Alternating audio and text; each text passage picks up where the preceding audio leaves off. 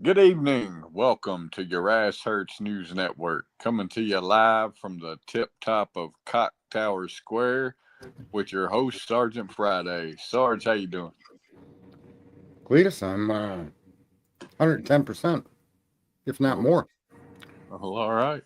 Got the spring cleaning in hand over here. The house is being scoured, ceiling to floor, and you know, a couple of she's a very nice cleaner. Let me just say that. I'll I was keep gonna, this on the straight and narrow, and without any vulgarities tonight, there, Cletus. I'm going to be the professional I was show gonna host. say your house was being cleaned thoroughly the last time we were live. So, Yeah, it's room by room, and there's a lot to oh, clean, a lot to clean. You never know what you're going to find there in the kitchen counter. When the oven door is open and you're cleaning from in there. There's a lot of things going on here. It's just, I probably complicate the process, but, that's what I'm paying for. Cletus? well, hey, as long as you Right? get your money's worth, right? Yes, sir. Yes, sirree. So, good evening to those people that have actually taken the fucking time to join us here. I said I'm going to be a little more calm tonight, but it don't mean I won't fucking swear. What do you say, Cletus? I say, fuck it. Swear away. Swear your boat. All right. So yeah. We got Jody, Echoes, Lucky. Maybe I'll stay in here until there's 100 people and 100 likes and just start welcoming people. What say you, Dig? I mean, Cletus? Oh, fuck. I don't think You we know, have till Saturday, do we? we don't. That's, geez, he's not a very nice guy. I'm just, what do you think of the title there? That's kind of where hang on. The volume. What? There you go. I had to turn the volume down on X. So, yeah. Oh, Yeah. See, I got 6 viewers over there. X, welcome viewers on X. Some of my political stuff is being reposted by the people that used to chop it up and repost for me back in the day. And they're starting to regurgitate some of the stuff I was pointing out back in the day. It's kind of interesting to see again. Nonetheless, tonight on this show, Cletus, I'd like to start to assemble the facts that we have been given by the likes of the state of Idaho and their wonderful crack smoking claws, Bill Thompson and his team, and with Ann Taylor and her team. I think we've gotten more facts lately that just don't really look like they make much of an explanation, but such as all the different DNA samples. We're now up to 7 DNA samples. What do you think about that, Cletus? I think that everything that has come out lately just paints the picture of confusion that we already were seeing, but couldn't put our finger on.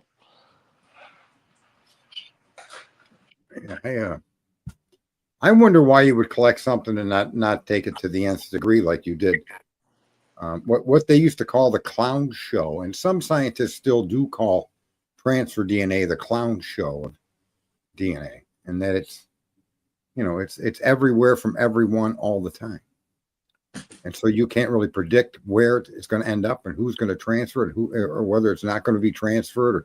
There's just no predicting the movement of transfer DNA. It can move from person to person to person to object. It can move from person to object directly. It can move from person to person to object, or from object being handed to you from person to hand. It's crazy. There's just an endless stream of possibilities as to how something could get somewhere. And I'm kind of confused as to why that kind of DNA, which is, again, the clown show of DNA, would get more attention than blood or scrapings from under fingernails. Well, at this point, I'm inclined to believe it wasn't even there, or it was a fucking booger that fell out of somebody's nose while they were searching the crime scene. Right. Let's throw that in there, because a lot of us have seen pictures of that crime scene being investigated, and we saw a lot of people in a lot of different clothing, most of them non-protective, non-hazmat type clothing, collecting samples. Now, for blood, I don't have a problem with somebody in blue jeans and a windbreaker sneezing into their armpit. That's fine. You could separate that on the level of laboratory work. You could swab on a crime scene like that, blood and semen and spit and things of that nature, right? You could put the bags inside of your hands inside of bags and swab them at any time at your leisure when you get the body of the victim to the lab. I'm just confused that we do know that none of those protocols were followed right from the start. We had what we now know, multiple people at the crime scene when the police arrived.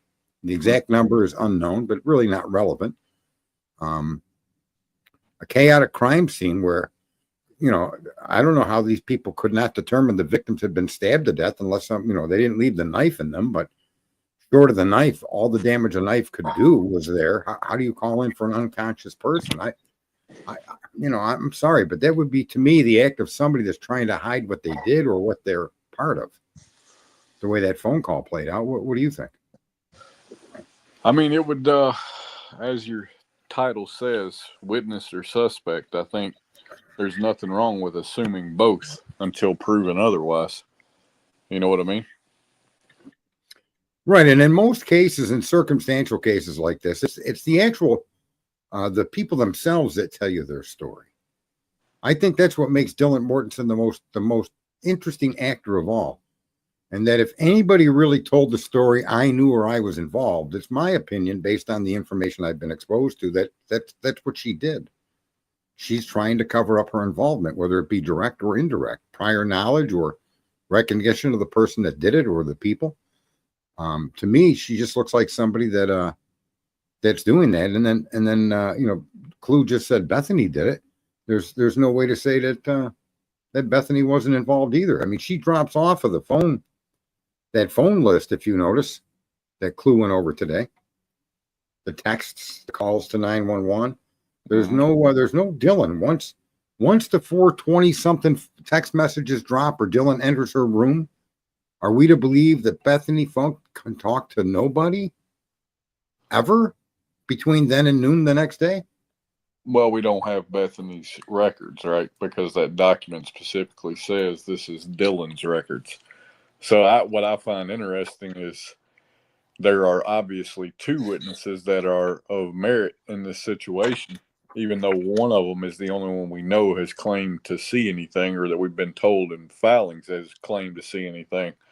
But the one that we know the least about, I think, is probably the most important. Well, I don't know if she's the most important. I think the one that said the most is telling us the most, and she actually exonerates Brian Kohlberger. Well, but to me, I think the one that we haven't heard from is what's most interesting to me, because I've got to ask the question: why have we not heard anything from her? Why did they move to a grand jury and exclude her?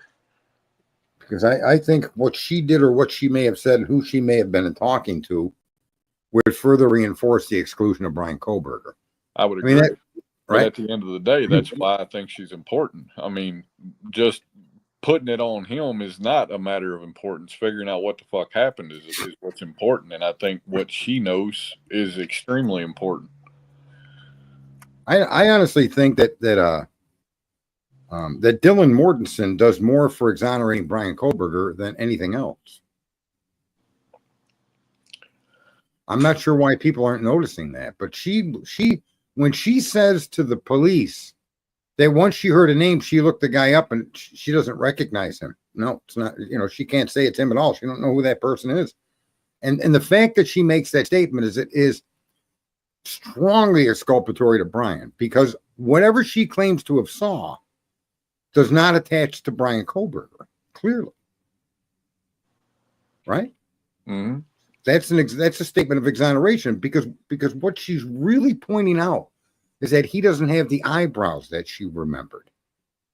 That's all a photograph of an individual could do for her. It's all about the bushy eyebrows, whether you agree with that, the idea that she said that, or that the cops made it up, no matter what.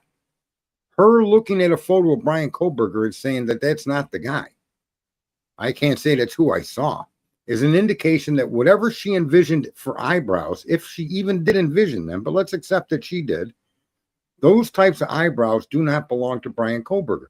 She herself is exonerated, Mr. Kohlberger, in that respect. What do you think? Oh, yeah. I mean, I think, the fact that they put her description in the PCA when she's obviously not a credible witness by Idaho standards is a problem. And I mean, that's one of 3 things that they claim to have on him? 4 things? Well, I'm because they say they've got DNA, they say they've got his car, and they say she saw him, but she can't identify him. She was fucked up, and she's got pictures of bushy eyebrowed, big eyed people on her wall. right. We now know that. We know that. That's something. That's what I mean. The crime scene is important because the crime scene tells a story. And I think the crime scene tells a story that just surrounds Dylan Mortensen.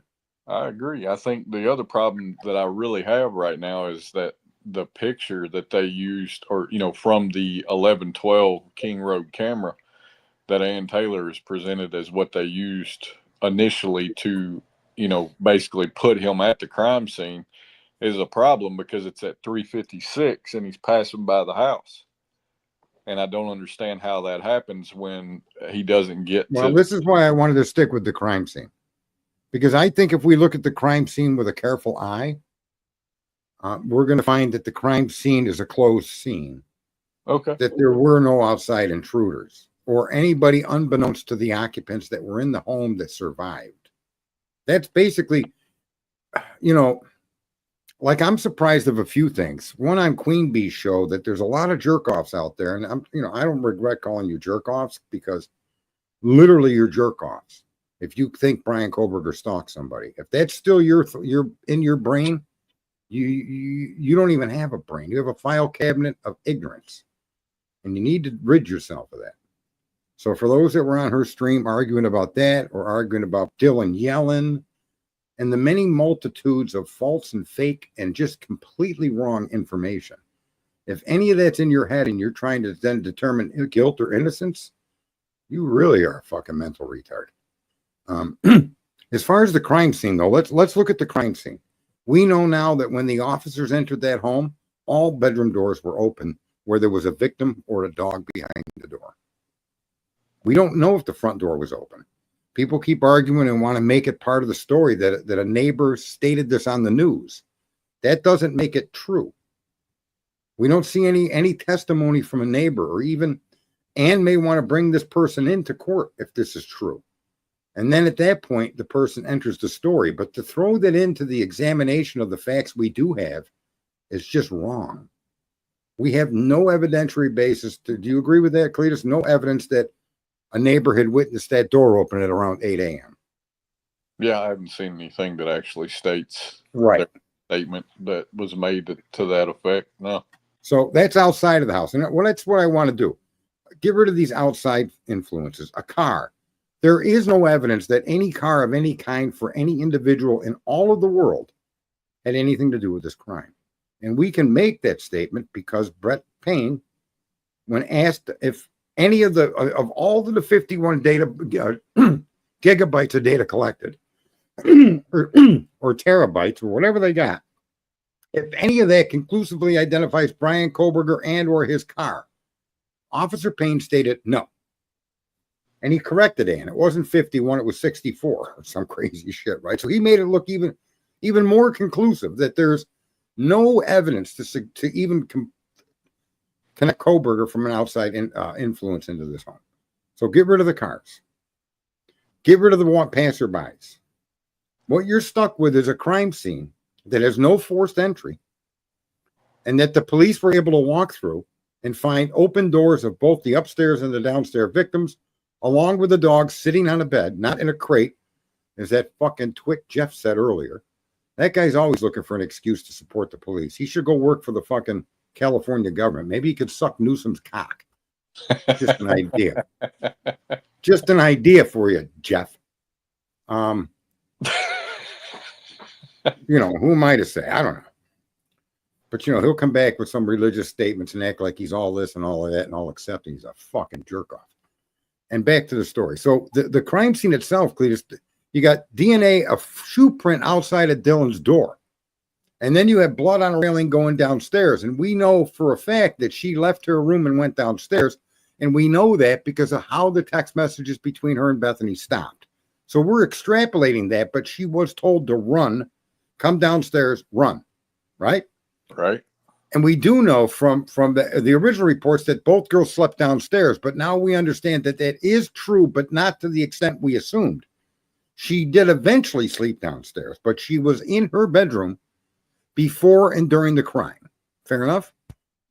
I don't think we can assume she was asleep. I think we can assume she did go downstairs. Okay, all right. But their argument, the first statements were the two girls were sleeping in the first floor bedroom. And that was true as far as them being in that bedroom. So Right. you're right on that fact. Right? Yeah. So we have her stirring during the action of the crime. And apparently both of these women were aware, and I'm not going to call them girls anymore. They're grown fucking women. They're old enough for me to fuck. They're a grown woman, okay? They're not teenagers anymore. They're in their 20s. Even if it's their first entry into 20, they're grown women. And they knew what was happening or had some idea that some hellacious thing was taking place in that home. Fair enough? Yeah. So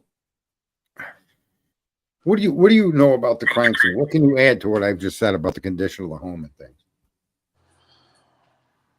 I mean, other than the placement of the victims, in regards to what rooms, I don't know that there's much else we know. I think it's curious that we know the dog was upstairs in the bedroom that was clean, not a part of the crime scene. Nothing dragged into that room from the dog. So that's an interesting point. What was the dog doing during the time of the crime? Right. I think one of the most intriguing aspects of this whole thing for me is the latent shoe print.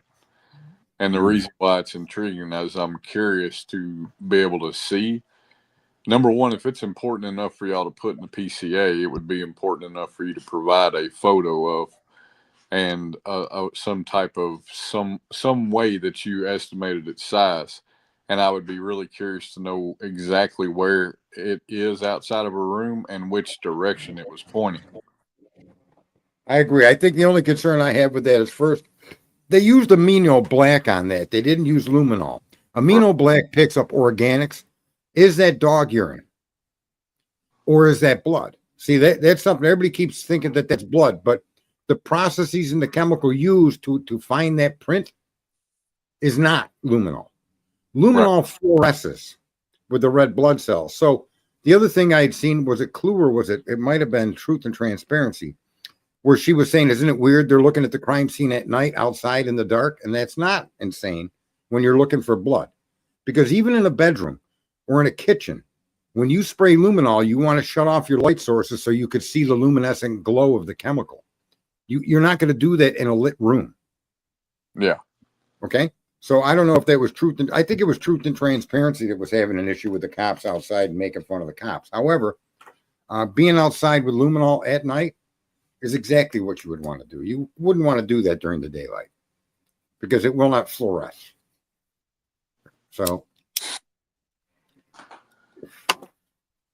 I'm just perplexed from my personal observations, and some may think that I'm just an idiot, and that's fair. But there's very few of them. Where's Clue? I was giving her a way in. She's sitting here. Oh, I figured she might pipe in there. To me, the crime scene wasn't entered from the outside. There's no indication anywhere of a forced entry from any location on that home, be it the slider door, the window, or the front door. Well, and that to me is, go ahead. I know you don't want to go outside of the home, but I think there is an important aspect of something that we know from outside the home came into the home at the time of the, we may as well say at the time of the crime that I think is interesting, and that's the the DoorDash. We know it was. We can assume that it was the bag that was on the kitchen counter, or the bag was still in her room because she collected it and got back to her room with it. Right. Honestly, I think the coincidence of the DoorDash is what actually got Zana and Ethan killed. I think it introduced them into a crime scene, unbeknownst to them. In other words, their movements became known to the perpetrator. Right. And then at 4:12, when she was on TikTok, was she on TikTok in her bedroom, or was she in the bathroom, or was she walking back to the kitchen to get something? We don't know. But here's what I mean when I say, when you look at the home, is there anything you see that that indicates an outside intrusion into the property? And that's to me where I would, if I was an investigator, I'd want to look for that. I'd want to establish with beyond any doubt that somebody either forced their way in, or you would have to say that the door was left open, or somebody let them in. If there's no forced entry and you're going to argue that somebody came from the outside into the property, you have to understand how that happened. They're not Casper the fucking friendly ghost, right? Right. So to me, that's the first point of looking at a crime scene.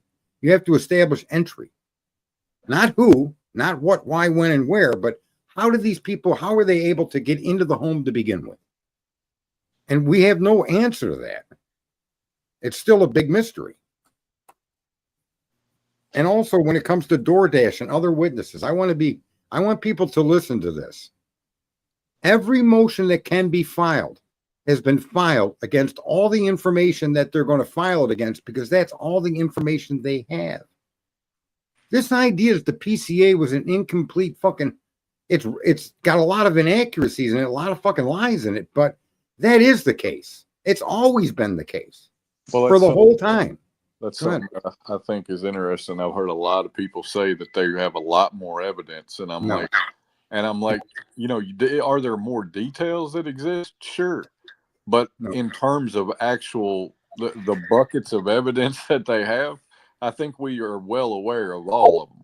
We just don't. Not only are we well aware of it, but Cletus, you can know that you have all the evidence when you look at the defense's motion. See, a lot of people don't understand that the defense has to file motions to strike testimony of potential witnesses. They have to file motions against the death penalty for autism, not as a defense, but as a mitigating factor into whether you decide to kill this man or not. Right. That doesn't come in during the trial. It comes in during the sentencing phase. So all of these documents have to be filed and argued in front of the judge. And so if there isn't an argument that if a DoorDash driver is out there saying, I saw the white Elantra with a black-haired guy, his statements she'd be looking to strike, or she'd be looking at and eliminate and argue that the time of the night, that the lighting available, that nothing else captures the guy, so she would have motions to strike that witness's testimony as a course of process. And it must be done by the defense attorney. There's so many things that you have to cover as a defendant, as a defendant's lawyer, that a lot of these motions, you're not filing them because you think you're going to win. You're filing them because you're obligated to file them because you don't know whether you're going to win or not. You just don't know on what technicality or on what this is all going to hinge on. So there is no argument of other witnesses than Dylan Mortensen. That's the only witness we have. And I think that's a safe collection of data that we've been given, that we've seen all of these motions and counter arguments and arguments. There's no other mention of DoorDash or any of that any other witness that could put eyes on Brian Kohlberger. Does that sound reasonable to you? I mean, in terms of what we've been given, I would agree. But I find it almost an impossibility for the DoorDash driver not to have encountered him. Or his vehicle. I don't see that as a possibility. I really don't. Well, but that's a fair thought, but there's no fact to support it. And I'm telling you that if there was testimony from a DoorDash driver, there'd be a motion to eliminate that testimony. I agree. I'm not saying that he did, but I'm saying, the fact that there's not an argument or any type of that, they obviously have no intent to bring him or her into this, tells me that they didn't, or they at least didn't ask. Well, the defense will go after that witness. That's a witness for exculpatory. Yeah. You see? Yeah.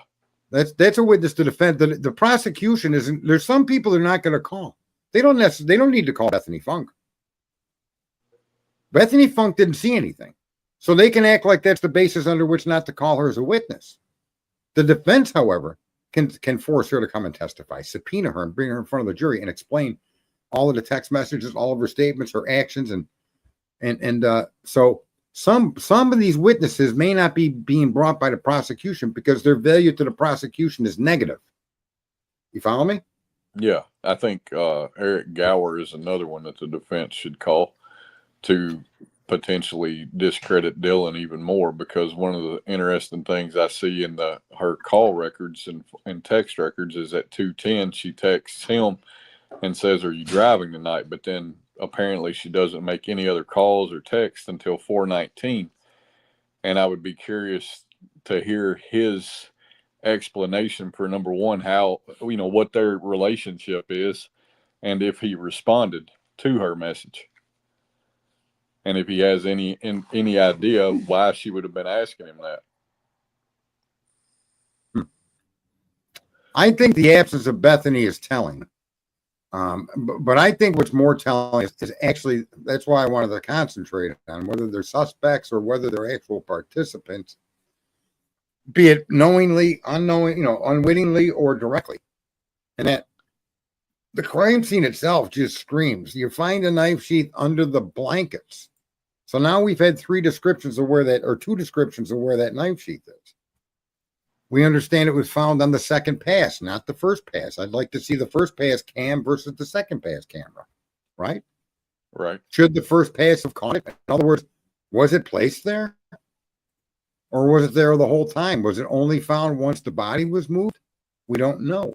But the location of the knife sheath tells a story in and of itself. I mean, it's very unlikely that somebody would enter that property with the intent to commit to kill you with a sheath that's still in a knife, with a knife that's still in a sheath. It just doesn't even. I don't even know what to say, man. It's like super gluing your lips together and going for a glass of water. It just doesn't make sense. I'm sure some of you wished I would super glue my lips together, but guess what? Go fuck yourselves, Cletus. Right? I mean, isn't that a bit perplexing to me? I've tried to look at the crime scene because to me that's where you're gonna get your leads. Well, and right? One of the things I've been thinking about is just exactly what you're talking about, right? Witness or suspect, and one of the reasons I say both is because I've really been sitting and thinking about this, and the case they've built against Brian, they could absolutely plug Dylan into. You found DNA at the scene. Well, I'm sure her DNA would have been in one of the actual scenes of the actual crimes. You've got her, her phone records. Okay, obviously she was there. I mean, everything you need plus the suspiciousness around her statements, the discrepancies in her statements, and the complete irrational response to a situation looks suspicious as fuck. It's actually more suspicious laying her situation out than it is on Brian with the evidence they presented against him. Does that make sense? It does. And Dylan, everything they said in the PCA that she said is an extrapolation and interpretation by people that appear to have wanted certain things in that document more than the fact supports that they even should be in the document. Yeah. Her clad in black, her frozen shock phases, two major examples. Now I can understand the policeman, and I don't fault them for it. Converting a man in black as being clad in black, that's fine. But when you start talking about a frozen shock phase, now you're leading into the mind of the victim or the suspect, and the idea that she was in a frozen shock phase is completely destroyed in what we now see before, during, and after the crime. There was no frozen shock phase here, and that to me is that really then now puts into question everything that happened when it comes to who they called first and at what time they made the first contact to the outside world. Well, I mean, based on what we've seen from Dylan's standpoint, her phone didn't contact anybody until 10:30. Right. Which is something else we were talking about earlier today. And we've always been hung up on this 8-hour thing, right? And it's actually only 6. Right. And then the problem for me, when you really look at that, it's like, okay, well, it's 6 or 8. But the problem is, not only did they completely negate what they had obviously been scared by for 6 hours and do nothing, but once Dylan came to life and started texting and doing everything again, another hour and a half passes before anybody checks on anybody else in the home. So that begs the question, and I'm going to say it: were they cleaning the crime scene? Were they cleaning the dog? What were they doing? You have to have an answer to that. They couldn't have been just hiding down in their bedroom sleeping, because she had the peace of mind. The first thing she did that morning on her phone was continue with last night. I don't care who she called. So last night never ended for them, which means the magnitude of last night is hugely significant. And it wasn't just her dreaming. You can't even buy that. See, this is the biggest problem I have with Dylan. You're dreaming, you pay. Well, you had the peace of mind to go bunk with your friend downstairs. You had your, I bet you any texting that took place that we're not seeing took place by Bethany. Oh, I'm sure. And that's wasn't one of the things she said is I'm screwed. Didn't Dylan say that in one of the later texts? I think she was trying to say I'm scared. Yes. If you look at the placement on the keyboard, it makes more sense that she hit the caps button and was thinking she was hitting the A. Yes. And that's why the R is capital. Okay, so even I'm scared. Even if it's I'm scared, I guess the point that I'm trying to make is neither one of these two women were under any ill impressions that there was a party upstairs and it was a practical joke, or that everything is okay. They never had that thought in their mind from 4 o'clock, at least Dylan, from 4 a.m. forward. And we have to assess Bethany as well. Isn't she the one that blurted out, wasn't Zaina in black? Yep. Where did she come up with the idea that anybody was in black? Or why that was even relevant at that moment.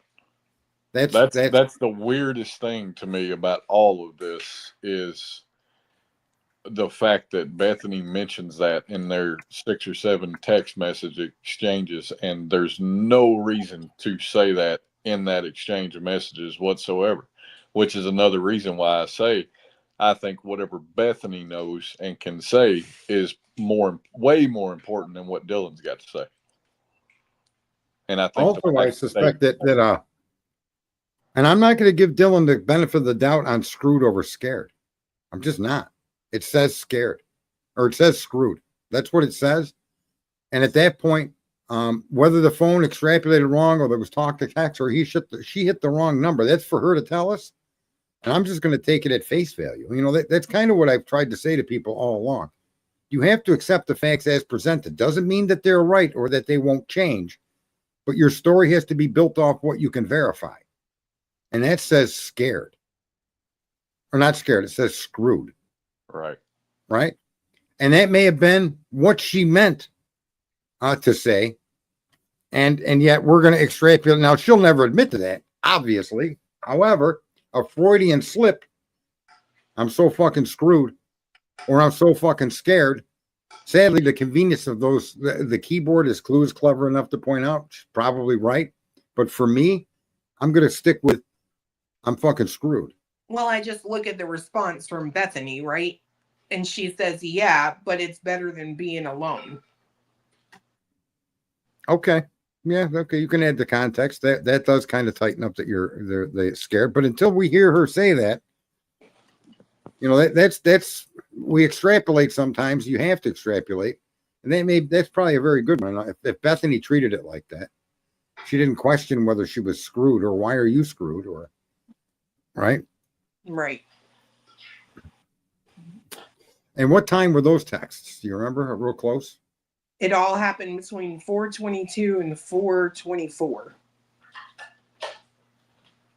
Which tightens up the timeline that they said from 4 to 4:20. Then they changed. Actually, that one was at 4:25. I'm sorry. Yeah, they changed the timeline to 4:25, but initially it was in the first document, I think, from 4 to 4:20 a.m. And we know that the car that they claim was involved didn't park till after 4:07 a.m. Which means they couldn't have gotten into the house and into the room until around 4:09 or 4:09 and something, right? Because otherwise they'd have been running based on where they claimed the car parked. So 4:09 and you had the 4:20, the people had to have left the house a couple of minutes before 4:20, which would then mean, say 4:18. You got 11 minutes to commit the crime. Now, I just think that there's just too much nonsense within the residence to make an argument that an outside intruder came in. It's also possible that the intruder was there for the entirety, before, during, and after. if the idea she saw a fireman, it might be the type of mask a fireman wears. I don't know why people think that means she had did she say she saw something on somebody's back? Or are people adding that? I have yet to find that, but I mean, there's a lot of documentation that I have not got to yet, but I've yet to see that. You know who would know is that Heather would know if she's in here. But I have yet to see anything where she said there was something on their back. I know she said she thought it was a fireman. But again, the firemen have that kind of fire-resistant mask, but it I don't think that mask covers their mouth because they're maybe it does. I don't think it does. I think it covers just your face and leaves your chin and your face exposed. Matter of fact, I'm going to look right now for an image of it's a fire-resistant mask. Yeah, I mean, the way it was described in one of her statements that I read today was that it was a mask that covered his chin and forehead. So that means his... Oh, yeah, I'm right. A fire-resistant mask would there's a couple of them. And it would cover your chin and forehead. It would, yeah. So a fireman mask is also similar to a ninja mask. So it's kind of strange. Fireman, like if you look up ninja mask, which was mentioned by Ann Taylor in court, the ninja mask is more descriptive of what she's saying. It covered his face, but his eyes and his forehead was exposed, right? Yeah. And if you were to look at let's see if I can get a link to it. There we go. But she said he had something over his forehead. Yeah, and this would cover over your forehead.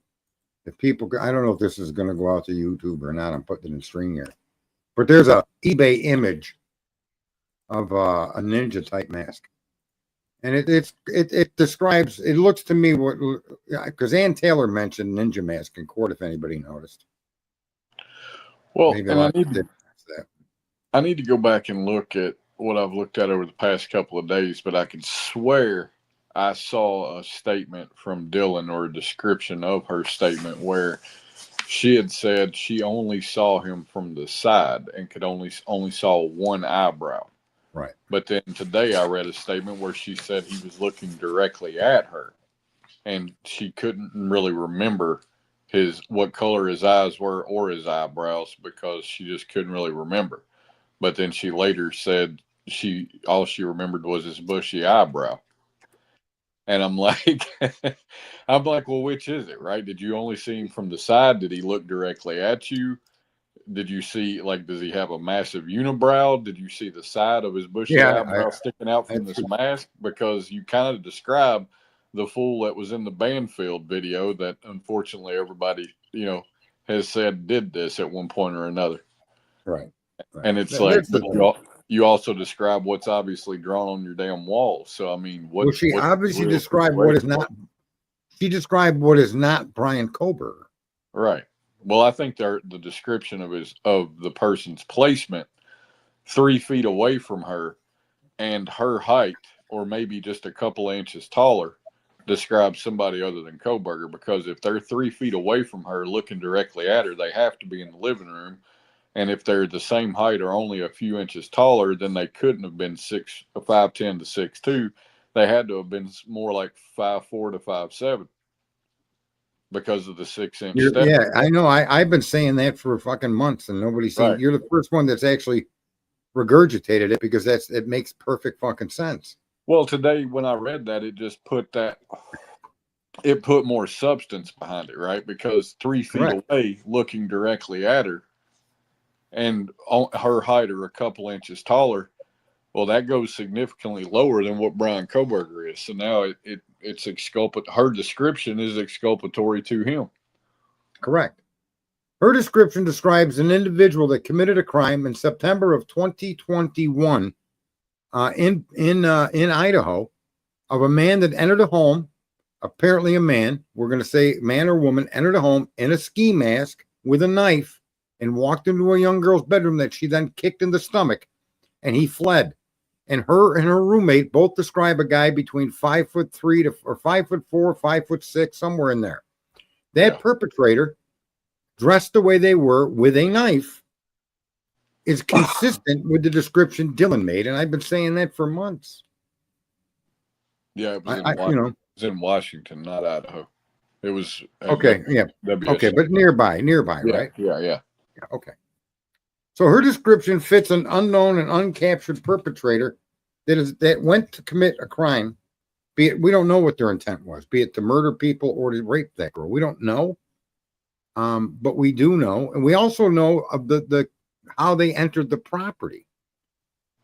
You see, and this is the real catch-22 with this case. There's no mention of how the perpetrator gained access. We're to believe the kids left the door unlocked. I don't know how that makes sense. Okay, so now we're going to blame that up. All their doors were all unlocked, but Dylan had the peace of mind to close and lock her door. Well, didn't you tell me at some point that they had found blood on the back sliding door? No, I never said that. There's gloves outside the sliding door that they found blood on. Okay. Yeah, there's other people saying that, not me. It's gloves outside the sliding door. Okay. There they found blood. So, you got that blood. You got the railing blood. You've got blood on the sheath, which a lot of people aren't paying attention to. I was talking to who was that earlier? Wisdom. And Wisdom is saying that, like, for instance, a lot of people aren't aware that the initial Othram work on that sample identified one of 4 brothers. Okay, as where they took the sample to as far as they could take it with what they were doing before the FBI took it, and they identified one of 4 brothers. But these are living brothers that Wisdom is not. I think Wisdom is a very smart person. But I think they didn't read everything on this, because it isn't some distant cousin relationship or somebody in his past from like previous fucking family members. These were a real live set of 4 brothers that they contacted and asked for them to give a sample. And the police helped them contact one of the 4 brothers, and he basically told them to go fuck themselves. So, does Brian Koberger have a group of cousins that have 4 brothers in the family? I don't know. I do know that Brent Kopacka is one of 4 brothers. That's a fact. So I do know that, but I don't know that Brian Koberger has his father or his mother have siblings that have had 4 children that were 4 boys. I've never heard that from anybody ever. And even cousins, that's what I mean. So it would be cousins to Koberger if Brian's mother's sister had 4 brothers, 4 boys. If she has a brother, did he have 4 boys? So, my point is that when you look at the information we now have, the exact same transfer DNA connected the 4 brothers. They say it was a low count of 30 centimorgans. However, it led to 4 brothers, Cletus. That same sample that the FBI then took and became 2.5 to 3 times larger, and then they pointed it at Brian Koberger.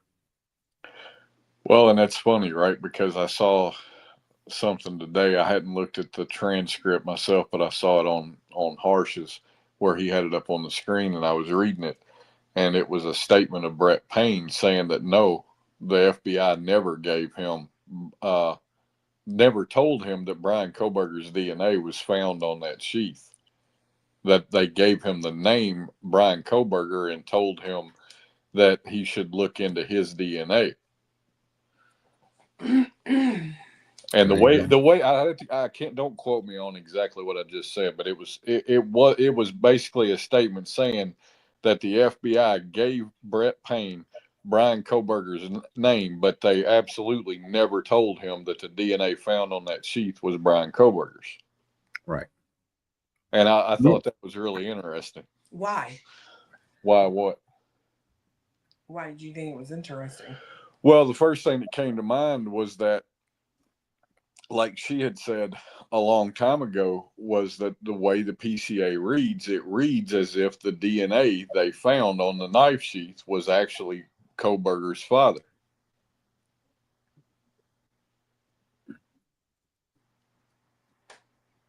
Do you remember that whole conversation we've had about that? Argument. argument, right? Who won? She did. Fucking pussy. Anyway, has anybody seen my fiance? Is my fiance upstairs? Has anybody seen? Remember that with the Seinfeld? I No. think that's why she won't marry you. She loves that fucking word, bro.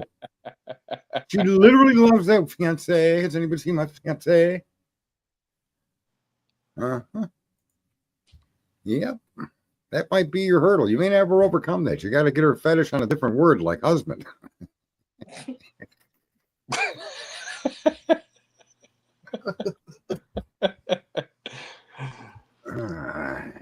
So I like how you totally deflected from that. Do you like how he did that? Yeah. Right. As soon as you said who won, you said me, and he said. Well, first he tried to spin it as if it was an argument between you and I, when it was actually an argument between you and him. Right. Yeah. I don't remember. And the PCA reads that DNA belongs to Koberger's daddy. It does. They took it out of Koberger Daddy's trash. Right. Hello. Calling car 12. Car 12, come in. What about the help desk or the health desk? We've lost a lot of stuff on this channel, and I don't know who to blame. I'll take responsibility because I just have to. But I do need those under me to step on, or I just don't feel like a big man. Cletus?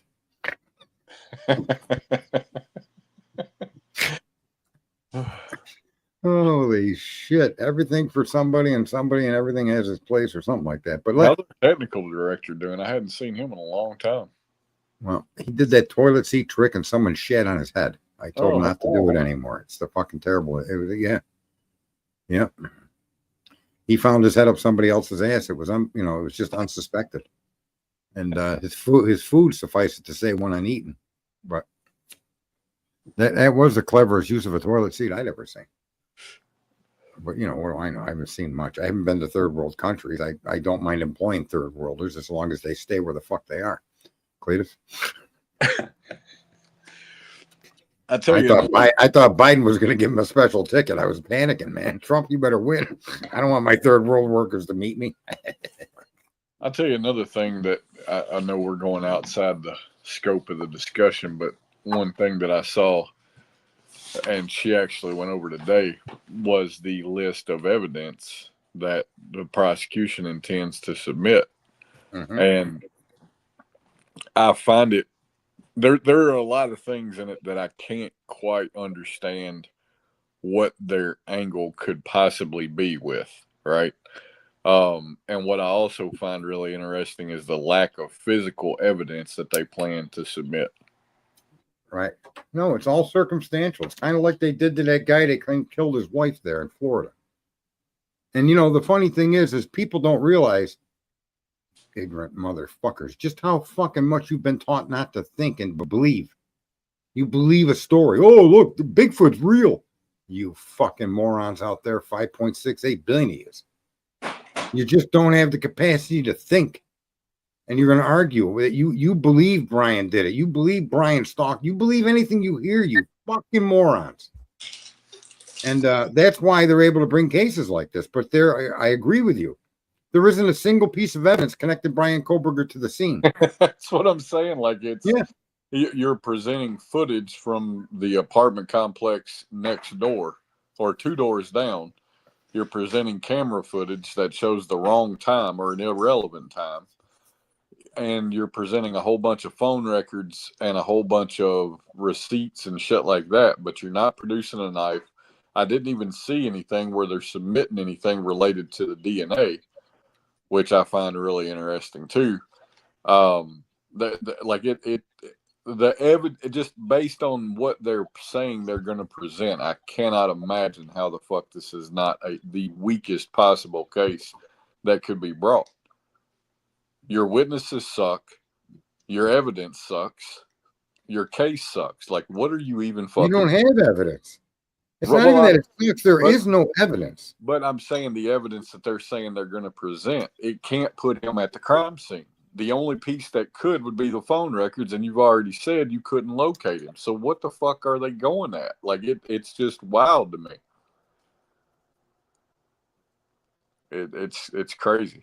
And it's seriously one of those situations where when I see that and then I see Bill Thompson lie either in open court or in that document in terms of when they got Brian Koberger's name, it absolutely pisses me off because I have to believe we live in a just society to some degree, at least to the point where 12 people are going to be able to see things for what they are. And this is going to be a situation where no justice is going to be brought.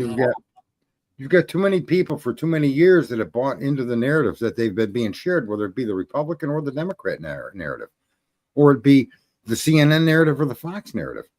And most of the people out there have no idea that they're being told what to think, and they're not thinking. You see, that's, they people, science agrees about global warming. No, it doesn't. Literally, the science contradicts it. Actual scientific research into the planet's climate contradicts warming or cooling. It can't say for sure which is which or when is when. It doesn't know. It can see a trend, but that trend doesn't mean that that's the direction the planet's going. The trend could be warming, but that could instantly change with one volcanic eruption, with an earthquake, with the sunspots. There's just so many things. And people just don't know how to think anymore. We've been raped. We've been mind raped. And for some of you, that's probably the best fucking you ever got. Cletus? Well, I mean, in this situation, right, this is another aspect of it that I keep thinking about is, and we've had this discussion before, but I really wonder if it wouldn't benefit us all if information related to cases was not kept private until it's over. Right. Because I mean, I would think that regardless of what somebody has been programmed to how they've been programmed to think or, absorb information, if you walk into a courtroom and you're sitting down as a juror and you know nothing and it's presented to you, I think most people would be looking for the same things, right? What's the defendant's motive? What would their motive have been? Were they able to do it? You know what I mean? Did they have the opportunity to do it? And there's no fucking way that the prosecution can present an argument for those three things. And I think if it weren't for potential bias, there would be no concern or belief that Brian Koberger did this. Let me just give you an example as to why I say people are brain dead and they don't know how to think. It's interesting that what we're now being shown was kept under seal. Because had that been part of the narrative in the beginning, very few people would have had questions answered in a way to get them to go innocent or guilty.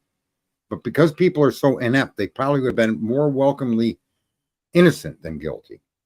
And even if this case is decided and a jury sets him free and says that he's innocent, I still don't know whether he's innocent or guilty, and none of you do. The matter of innocence or guilt is not the goal of your justice system anymore because you, the people, have allowed it to be this way. Now, you're going to seal the 911 call. There's just no justification for that. Under who are you protecting? Look at the chaos. You sealed the IgG. Look, there's 7 samples of DNA in that house. Why is Brian the only ones that matter? These are questions that even idiots would come up with, and that goes for the 5.63 billion morons out here. All of the information you're now seeing, if that was given to you in a timely fashion, as like when the fuck it was supposed to in the beginning, there'd be a lot more questions and a lot more pressure. Even the families themselves would have some serious doubts or questions about what's going on. Why is Koberger's transfer DNA the only DNA that mattered?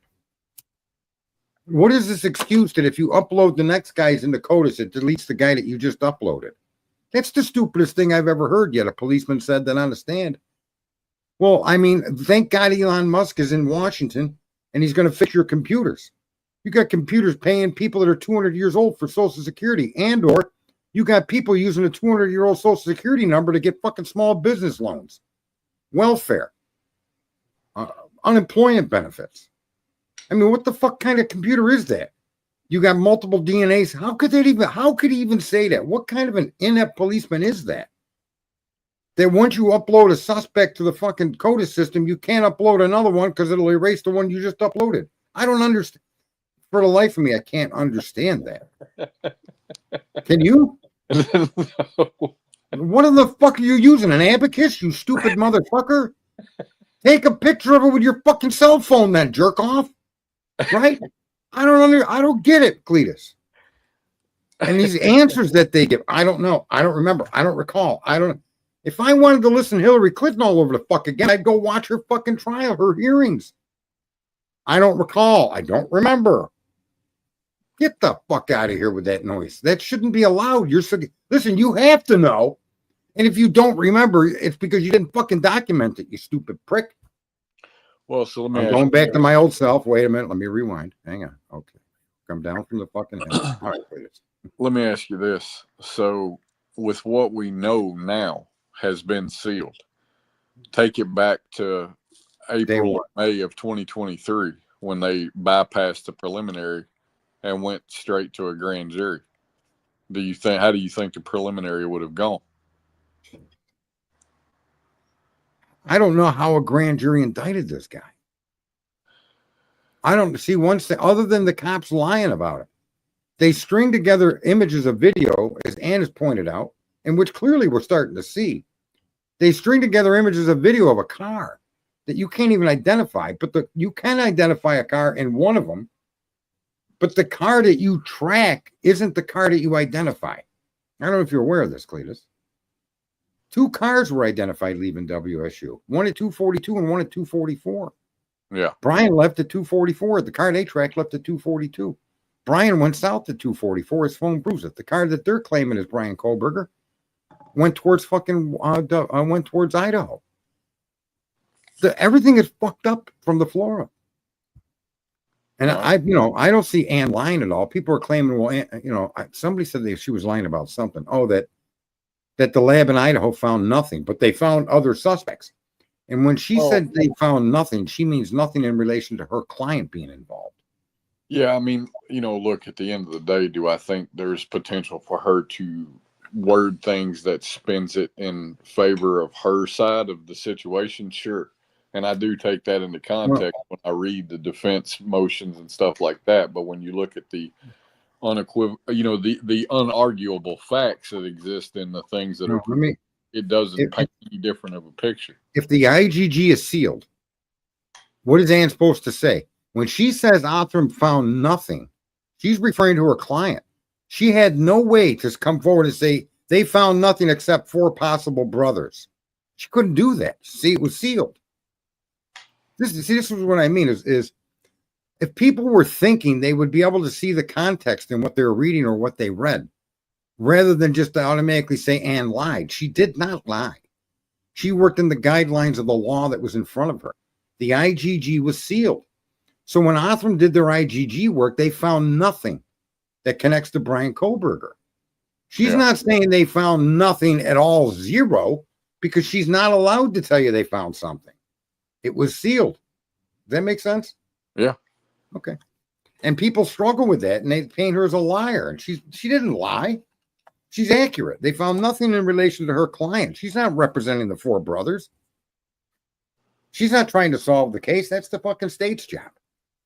And it just, to me, that's what I mean. And there's some smart people that have made this argument against Ann, or, fairly smart people. Clearly not as smart as I am, but still pretty fucking smart. Cletus? Well, the bar is high, Sarge. The bar is high. That's why we love you. M-O-U-S-E, Mickey Mouse. I was watching those. You ever see those skits from Saturday Night Live with Debbie Downer? I can't say as I have. You got to see Debbie Downer. And that's back when they were a little bit funny and they weren't all political. Debbie Downer. You have a conversation with you, be telling her about your wild vacation, and she'll bring up like the biggest killer of domestic feline cats is feline AIDS. You're like, what the fuck? Everything. You're saying something good about your kid, she brings up earthquakes or a train crash in France. It's crazy. Wah, wah, wah. Yeah. She's got all these negative things to say, bro. But I think that the crime scene itself is so indicative of a story that's being told from within the confines of what we know. And it just doesn't conform to the argument the police are trying to put forward, that an intruder entered that property. and did what they did. The knife sheath, I was bringing that up. I've considered that knife sheath to be a part of the property, belonged to one of the victims.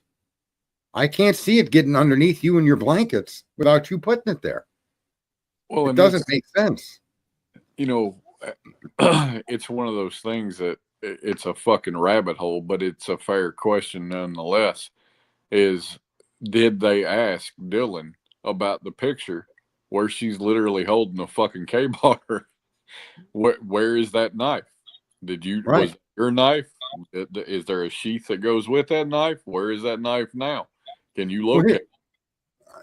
I want to give people another line of thought, which I think is an important line of thought. And I'm gonna do something I say don't do, but I'm gonna do it with the data that we have, and that's just fucking accept it for what it is, because there is relevance, I think, to this. We got an ex-Army veteran, Brent Kopacka, who was swatted by the police. We have a Othram laboratory claiming that they found a sample of a DNA that would belong to one of 4 brothers, who happens to be what Brett Kopacka is part of. We also then have the statement by the police that they surreptitiously picked up a cigarette butt and eliminated the suspect. That may, in fact, connect to the Kopackas, right? But Kopacka was attacked no differently than Brian Koberger was attacked in Pennsylvania. Idaho made sure, for whatever reason. I think for people to say that Brent Kopacka had no part in this is a huge mistake, because there are similarities to Kopacka in what we know is to be true, being one of 4 brothers and being killed and swatted by a SWAT team, which is mirrored how they went to arrest Brian. They gave us 1,000 reasons why they didn't need to do that. I'm not saying it wasn't legal to do that, but you couldn't have snatched him out while he was jogging. You put cameras in his yard on Christmas Day. You're watching him. You're doing. Why couldn't you have snatched this guy rather than kick his fucking door down? He'd done nothing in the time that he left his home in Pullman, Washington to go see his parents with a parent in the car. He had done nothing that was remotely suspicious or dangerous or criminal at all. And yet, even when he did commit a crime on the highway, tailgating, he didn't get ticketed for it. Right?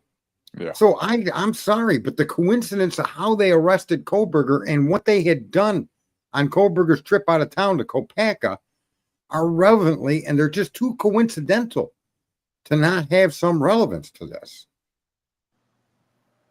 What do you think? I mean, I still go back to ultimately, if we're going to talk about potential suspects, what did you do to clear Dylan and Bethany? No, I'm not saying that Kopacka is well, look at a potential suspect. I think that he was considered a potential suspect because of the DNA lab saying they found a man that had 3 other brothers, a group of 4 brothers. Well, and I think that potentially connects them. That's just an unusual amount of brothers in any family.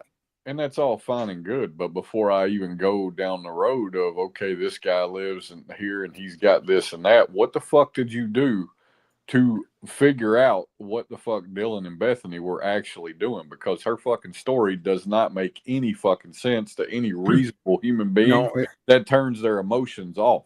Well, they tell you. Well, I want to. Them. When did they surreptitiously get this guy's cigarette butt? Did they get it after they killed him from his apartment? Did they get it before they? In other words, is there a connection between this kid and this case? We don't know, but there's so many little fucking crumbs that and then the end result of how they grabbed Koberger, the coincidences and how those 2 people were dealt with, it doesn't seem coincidental to me. It's too much coincidence. Well, and somebody just said Kaylee's dad has 3 brothers. Okay, let's say that DNA comes back to her family. Well, There you go. You're right back to the contents of that house and the people that live there, right? And again, it comes back to, I give a fuck about a cigarette butt. Unless one of those 6 people that lived in that house were smokers, I don't care about the cigarette butt. What the fuck did Bethany and Dylan see?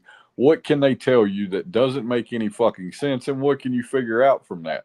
Because they're there. If they were 2 men you absolutely would have fucking scrutinized every fucking ounce of their lives to find out what they were doing and why the fuck they did not call 911 or do anything. And when they did come back to life, why they spent an hour and a half calling people but did not one time go check on the 4 people they were concerned about. You know, and it's not victim shaming. It's fucking looking at the obvious suspects. What were How you? about the fact that all them doors were open when the cops showed up? In fact, when people say that a neighbor saw the front door open, okay, if we're going to accept that into the story, knowing now that all the bedroom doors of the victims were open, were they airing that house out? Fuck that. How did she run down the stairs past an open door? Right. But it was dark, so at night you could say that she ran down. She crossed a hallway where at the end there may or may not have been an open. Well, there was an open door according to the cops, but was it opened by the kids that went in the home? Right. The policeman says. I'm just saying, if the front door was open, how does she run out past an open door? You literally have to run. You run. Oh yeah. Door. Yeah, that makes sense. So you're saying kind of what I'm saying. If that door was open, it may have been by them to air the house out later. That house had, you know, I'm sorry, man. There had to have been a lot of stab wounds to the midsection, and that can just open up organs and open up things, and you just don't want to be just coming out of your.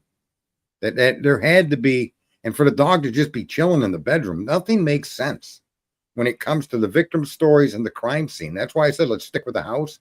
So I got off the rails there with the Kopaka thing, but I did want to get that off my chest. It just seems that's an outside issue, so I'll forget that. But on the house, all the points that you're making and that you're seeing and the statements that she's made, and someone's saying read those text messages backwards. Do you have a copy of those text messages you can do that with, Clue? Right now? If you got them, I wish you would, yeah.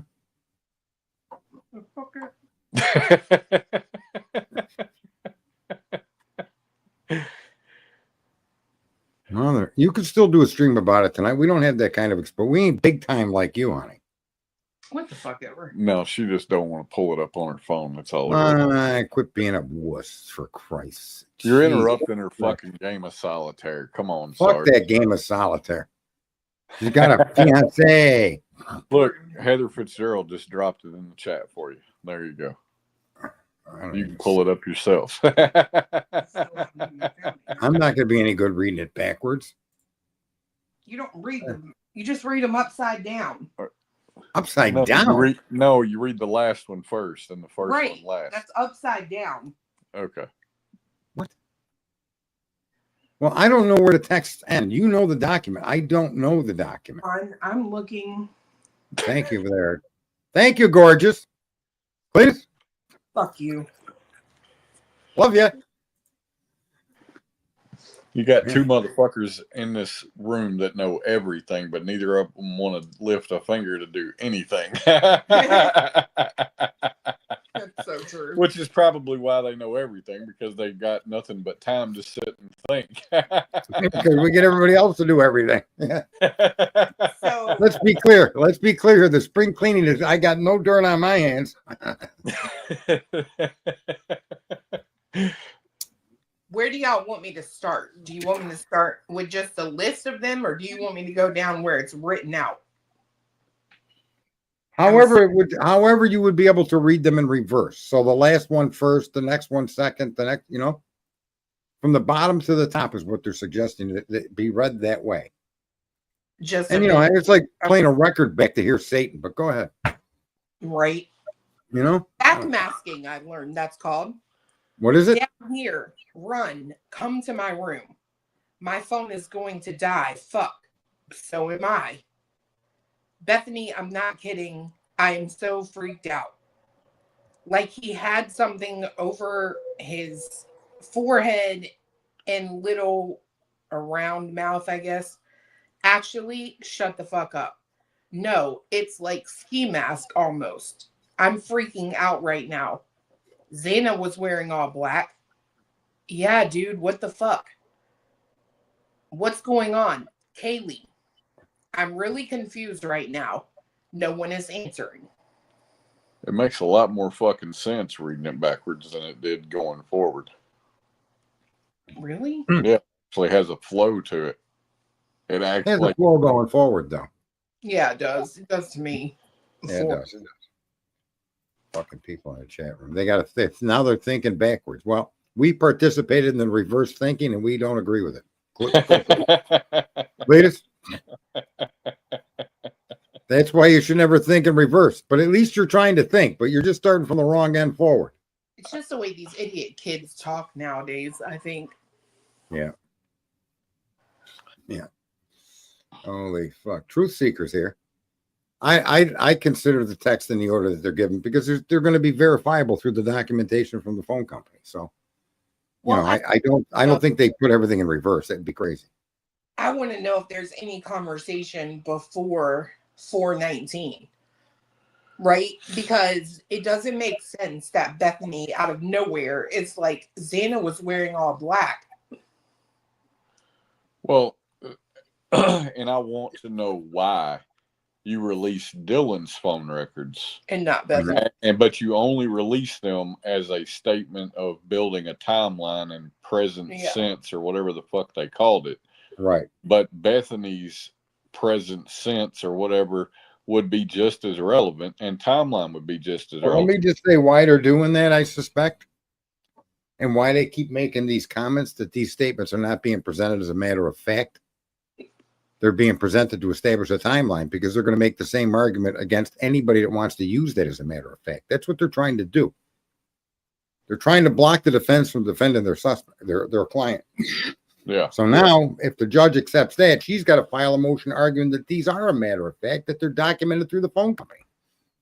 And Tattletale just said, so it was just a rumor that Dylan yelled, "Shut the fuck up." If I'm not mistaken, yeah, that was a rumor. That either came from that fucking idiot Howard Bloom, or it came from that other fucking third-party wackadoodle that claimed he talked to Dylan's dad and wrote a book about it. One of the two, both equally liars, made that shit up. The stalking is a lie. All of the stuff that has been in this thing. How about that fucking woman Dot? Right? Like remember that one time Clue, I was going over the knife sheet where there was 3 comments of where there was DNA located. Yeah. And there is. Yeah. There's 2 places for sure, the snap and on the sheet itself. But they said it was inside, it was the snap button on the sheet and inside the sheet. They were talking they swabbed the inside of the belt loop. Right? So that would be an inside area to swab. I misinterpreted it as an inside of the sheath, but it was the inside of the belt loop was swabbed. The sheath was swabbed. They found blood on the sheath and they found transfer DNA. Now, if that's a brass snap and they're claiming they found transfer DNA days later inside of a brass snap, that's impossible. It isn't even possible. I don't give a fuck if it was blood. Yeah. You could not get a test from that because brass destroys DNA. Well, what Pete Fox just said put some context to her reading those text messages backwards. Said that I've watched trials where extracted text, the witness is told to start at the bottom of the page and read up. So since there aren't any timestamps with the text messages, maybe that is the way you're supposed to read it to be able to understand the flow. God, why would we have timestamps? But then list the 911 call the right way. Yeah. No, we don't have timestamps on the text messages. We just have a time period of when they were sent, but we don't have any context in terms of what the order was. All right. So if we accept them being read in reverse, does it make more sense that way? And what is it saying? I don't think it does. It doesn't say anything different than what it said. You know, the ultimate question, and the only thing that I find any significant question about is why did Bethany say Xana was wearing all black? That's the only thing I really need to know. The rest of it's really just shit we can already presume. Yeah. I don't know why that came out. It is a weird thing. But again, it's also a tell. Right. It's a tell. I mean, that's what I mean. When you look at what these 2 young women did, what they said and how they responded, how they talked to the police about the crime started at 4 a.m. Why is she bringing up 4 a.m.? You're calling because somebody's apparently unconscious. And how nobody could say There's a girl here bleeding, all blood everywhere. I don't understand that call. Yeah, that's my thing. The fact that you're literally more worried about like kind of setting up a defense Right. on the phone with 911 is weird. You're not worried about your fucking friend. Can I just tell you what happened? Yeah. You know what I mean? Like, Well, that implicates the young man, though. They don't give a shit what happened. They want to know is the person fucking conscious or not. Fucking idiot. They're also She just might be a fucking dumbass too. I'm telling you, that bitch don't look fucking smart. She ain't pretty, and she don't. But she wasn't the only one on the phone, Right? And that also implicates the young man as having prior knowledge. How can these people consistently refer to an unconscious person when this person has been hacked apart? Well, so I mean, one of two things, right? We don't know that the person was hacked apart because, quite honestly, we're basing that off of Kathy Mabit's description, and I mean, a lot of shit she has said. And her dad. Xana's dad? Yeah. Saying that she fought back. Now, is that some bullshit story that they fucking told him? Well, and I mean, fighting back and being hacked apart are two different things, right? Fighting back, she could have defensive wounds on her hands. But I mean, they said her fingers were almost severed. Then my question would be, how did the person that was saying she's unconscious, did they even go in the room? And if they did or didn't, where was she positioned? Because that's another piece we don't know. Well, the only reason I would have to believe that they went in the room is if the transcriptor wrote it wrong. And when Hunter, I'm assuming it's Hunter, says, yeah, it's Evan and it's actually Ethan, that would mean he went in the room and saw him as well. Yeah. But how did none of these young adults not mention the gory scene that they had to have come across? Well, so like when I read the transcript for that 911 call, it almost sounds like the girls are downstairs and they're yelling at Hunter, is she awake? And he's saying like, no, she's not breathing. She's not conscious, right? It almost sounds like he probably went upstairs to see what the fuck was going on. And they stayed downstairs, which makes sense if you're still scared, right? But they're not breathing is not descriptive. I'm aware, but I mean, he had to see blood because you have to get up close to someone to see if they're not breathing. Now, was he being very vague in his description because he didn't want to scare those girls? You know what I mean? I don't know. I wouldn't really be worried about other people's feelings or how you're going to react if I'm talking to 911 and I'm the one, or you're the one, or Cletus is the one. The last thing you're going to be worried about is the people standing near you. You're not that conscientious. You're going to say, look, these people look like they've been murdered. There's blood everywhere. And nobody did that. I agree. And he even got on the phone with the dispatcher at one point, right? And then told the girl, whoever he was talking to at the time, no, he told both of them, Dylan and Bethany, you're going to have to talk to them. I talk to them right now. So, I don't know. Wow. It's some weird shit. This whole case about this crime, is all the answers are within that house is now gone. But all the answers appear to be all of the people that were involved with the house directly. And to me, the idea that an outsider was present only seems to fit if that outsider's presence was that they were in Dylan's bedroom or Bethany's bedroom until all of the respondents got home. Or they were allowed into that home. Or they were the people that did it.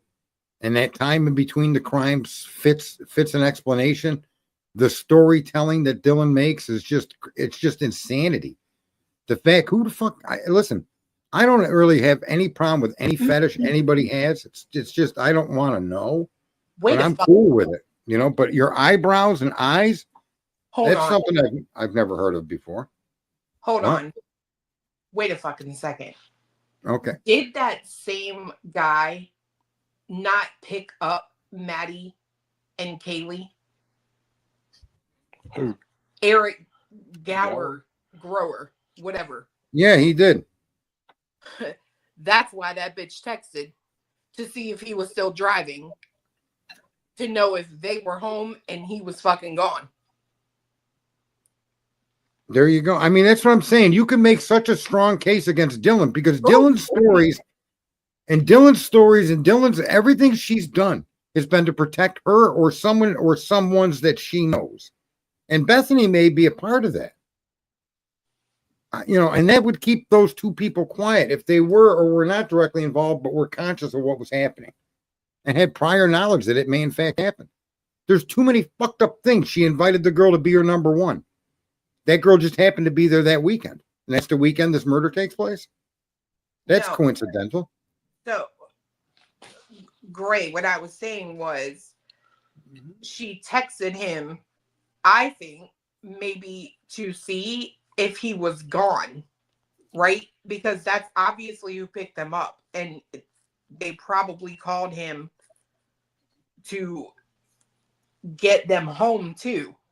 So I think she wanted to know if he was gone from dropping them off. Does that make any sense? Yeah, are you still driving, right? Yeah, that makes sense. It's almost like she's clearing the road, right? Making sure the coast is clear.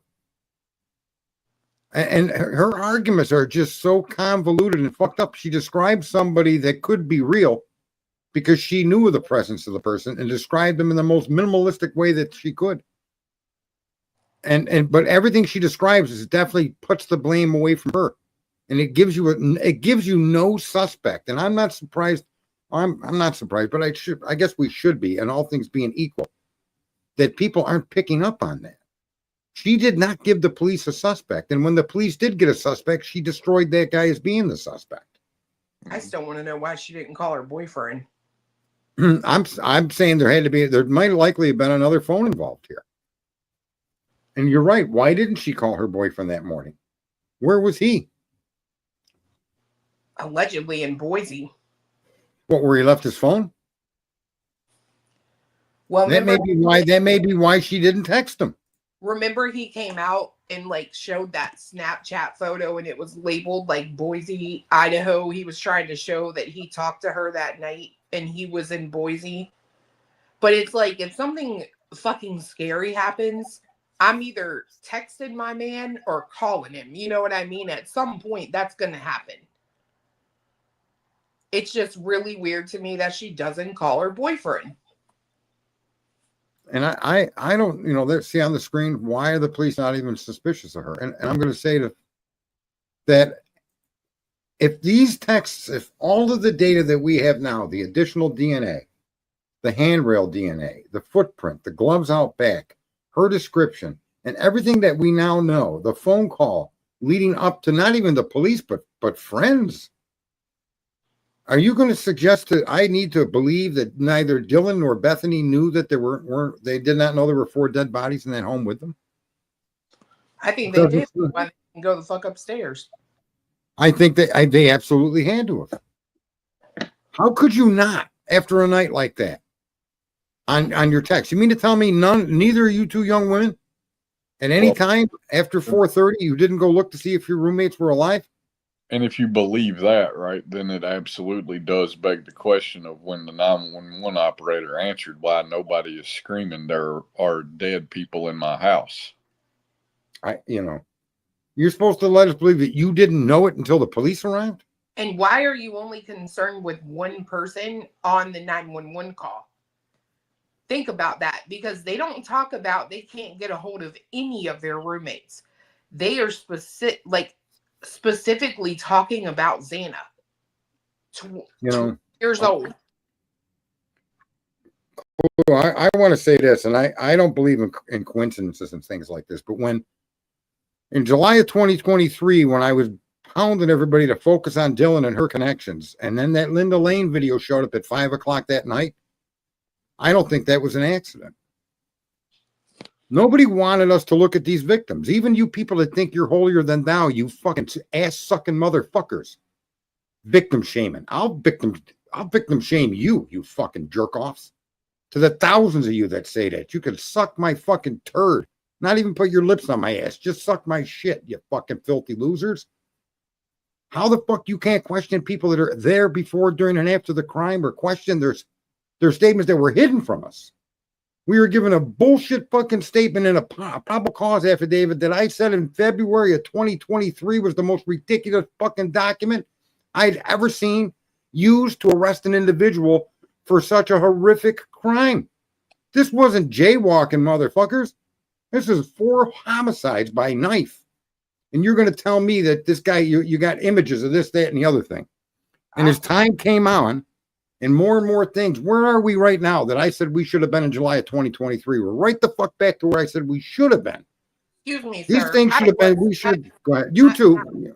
That's how I met you. You were the only streamer that would talk about Dylan. While you're both patting yourselves on the ass, let me ask this. Read those text messages backwards again. Read the last one first. Because something just dawned on me thinking about that while I was ignoring y'all. Well, you know, there's 2 down here, right? But they're not in that list. I just read this list. Read the list from the last one first. Down here, run, come to my room. My phone is going to die. Fuck. So am I. Bethany, I'm not kidding. I am so freaked out. Like he had something over his head and little, I think it's supposed to be a round mouth. Who sent the message that says come to my room? Bethany? Yeah. So if you read them last to first, Bethany would have been the first message and it would have said come down to my room. Unless we add the ones in the bottom. Okay, which are?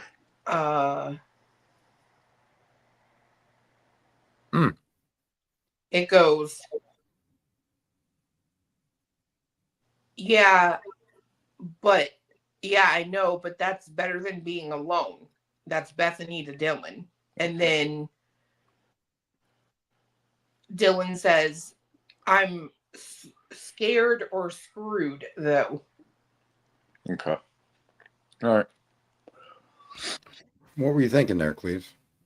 Well, the thing that was weird to me, if I think about that and assume for a second that could be the case, then the very first message was from Bethany saying, come down to my room. And if that were to be the case, then that changes the entire context of the conversation, because now it's no longer Dylan starting the conversation, but Bethany starting the conversation after she didn't answer the phone when Dylan was trying to call her, Kaylee, Maddie, and Zana. Yeah, I'm gonna assume that's not the way that they're supposed to be read. Right. But I agree. If that curveball were to come out, then that puts a lot more fucking question in my mind of Bethany. Which, I get everybody's questioning the shit out of Dylan and always has, but I have never fucking let Bethany off the hook because I want to know why, number one, what was she doing? And number two, why is everything about her being held back and not just from the prosecution side, but the defense's side too. Well, the defense isn't going to bring her. Wait. The defense isn't going to say anything about her because they're going to call her as an exculpatory witness. Yeah. So they're going to turn over a witness list that includes her name, but nobody's going to know what questions they're going to ask her, to what interest that they may have in her, as to what aspect. You know what I mean? Right. If the prosecution's bringing her as a witness, then you would know what they intended to question, or intended to show that she has validity in this aspect of the case. Right. And they're not even showing her for the timeline. They're showing Dylan's actions and interactions with Bethany, and that's all right. That's all they're showing about Bethany. But let me ask you this. If all we know now was released in its entirety in the beginning, right? Uh-huh. Do you think that more people would be suspicious of the conclusions the police have made in referencing Kohlberger as the killer? I think the way that people seem to work, I don't think it would make any difference. I think the people that question Dylan and Bethany would still be the same. I think the people that question whether Koberger did it or not would be the same, and I think the people that absolutely go along with mainstream media would be the same. I don't think the timing of it being released changes the perspective for most people. I think knowing all of these things and hearing the actual interactions between them and 911 and them and the police briefly, and the 7 sources of DNA and only 1 tested, and the fact that it was transfer DNA. See, the transfer DNA never got any traction, and everybody ignored it. DNA is DNA, but now there's 6 sources of DNA that were never examined like that. I really think, Cletus, that people's observations would have been more neutral or more questioning or suspicious when you look at the actual work the police did.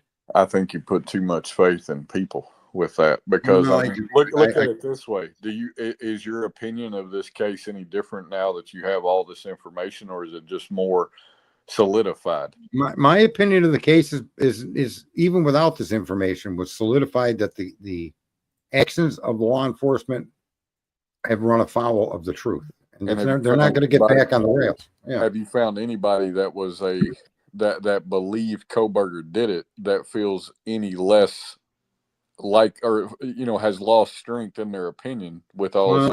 I just say that the argument that there were 6 other untested DNAs to the level, and why did you had blood samples and you didn't do with the blood that you did with dead skin cells? I think the arguments over this period of time would have been much, much different. I think the discussions would have been more questioning. So you found blood on gloves outside the house and you didn't test it? You didn't do that blood, what you did with the transfer DNA? I think the validity of how weak transfer DNA is would have had a bigger impact when people knew that there was blood there at the scene that wasn't tested that way. I really think it would have changed minds.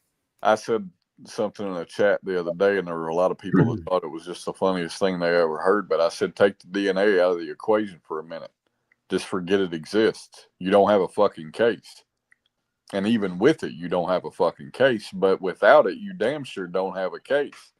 And I find that really interesting. Here's one that's saying, I legitimately thought they had the right person. Now, fuck no. See, here's the context of the discussions would have been different. Had you known that there was 64 terabytes of data and not any of it could be used to identify Brian Koberger or his car, none of it, then your discussion about the car wouldn't have been, that fucking get a clue, spending months on fucking video surveillance. The cops answered the question.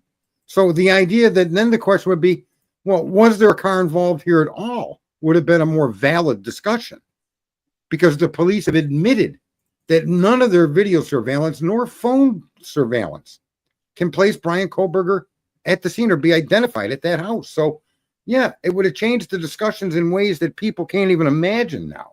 I think that's the whole reason they did what they did. It was because they wanted to, because the fucking morons out here believe what they hear. They believe in knowledge. They believe one side or the other. And they don't, now they do that. And this is a good example of how you're trained to be stupid, ladies and gentlemen. You were given the side that they wanted you to believe. And all the intimate facts and all the knowledge of all of the things that you finally have been given are given to you at the end. And so you've been conditioned to see him guilty or innocent. I don't see him as either. I'm looking at the police's behavior, the state's behavior, the government's actions against a fellow citizen. That's what I'm looking at. I don't know whether Koberger did it, and I'll never fucking know. But what I am pretty sure of is that the way they got to him, how they did what they did, and why they kept secrets from everybody for so long wasn't in the pursuit of justice. It was in the pursuit of solidifying public opinion, which is how brainwashing works. And we're all victims of it, including me. But I'm more sensitive to it, and I'm willing to question things that need to be questioned from my perspective. What did the police do? How did they do it? And why did they do it? And does all of that equal Brian Koberger? Right? Yeah. So I disagree with you that there wouldn't have been more people asking more pertinent questions in relation to all this additional evidence. That wasn't the question. The question was, would people feel the same way? And I'm saying did it change your feeling? You know, and No, it supported my feeling, but I think more people would have felt, and it would have been a lot easier for me to explain myself on why I had issues with what the police were doing. Now we know all of that bullshit with the car is simply bullshit. He went the wrong way at the wrong time on the wrong road. And then you got to debate people what that fucking means. When Brett Payne finally came out and said, no, we have no video footage that can confirm Brian Kohlberger and or his car. That's it. So now I got to take it on faith that that's the guy you said. So show me something that does put Brian in that house. Oh, I got transfer DNA. But I also got 6 other samples we chose not to test to the equivalent fucking, to the nth degree like we did his. Well, now I got a problem. Why not? 4 people killed. We all originally agreed that there may have been multiple suspects. Well, maybe Brian's involved. Maybe he's not. But if you don't test the other DNA and create more suspects to arrest, it really throws into doubt whether Brian was the only person that did this crime. Fair enough? Yeah. I think the conversations would have been completely different, Cletus, and therefore people's perceptions would be different. That's what they don't want us to do. You can't tell me about global warming and not tell me that the last ice age ended 175 years ago. That's a drop in the bucket as far as humanity. What do you mean the last ice age ended 170? Well, and when it ended, let me tell you, it was fucking cold, okay? We didn't go from ice age to 95 the next day. It took dozens of years for the climate, and we're still recovering from that ice age. Now the question is, do you think global warming is the impact of man that's only been doing what he's doing for 100 years? The ice age ended before we ever set our first fucking trains down the tracks, literally. So what caused the ice age to end? My point is that's what they do to us. They give us no information, and the real truth on the story is hidden from us, and it slowly leaks out over time, and it gets destroyed because too many people believe a certain narrative. Right? And I've never accepted Dylan's narrative. I've always saw her narrative as highly suspicious and highly protective of either her or the perpetrators. Yeah. You know, I don't even know. You know what 23andMe stock is at? No. It was a $300 stock at one time. They're $1.56. Should buy 1,000 shares of that. But I don't, how you don't agree with that the narrative, if the narrative were inclusive of all this information in the beginning, that we wouldn't have had different people taking different assessments than they have now? I think the percentages would be the same because I just think people, I think it's more about emotional triggers than facts, no matter what. And if you have more facts, it doesn't matter when people make their opinions based on emotional triggers. I mean, that's just the way. You don't think people would want to know who those other 6 DNA samples are? Would they want to know? Sure. Would they give a fuck enough to doubt that law enforcement did the job? I don't. I think some. Can I just say it would have been easier to sell them, because that's really when you're talking about mind operations to get the heart and soul of the public's opinion. It's all about information. That's I've said that before. That's why God told us don't eat from the tree of knowledge. Look where it's gotten us. But anyway, I think if there've been a lot of people who have been saying, no, this is okay, let's say he's involved, but aren't 5 or 6 other people or 4 people or 3, all of these DNAs are male. Unknown male. Come on. I think the argument would have been very persuasive, and a lot more people would have looked at this different. Look at Mark, a fucking ice age. I bet you believe in dinosaurs.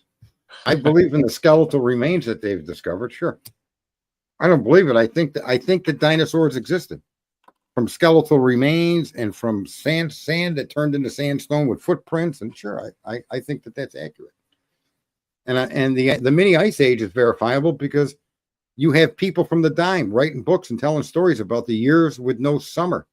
That drove the immigration from Europe to America, the mini ice age. That's why the Titanic was built, was to handle that immigration.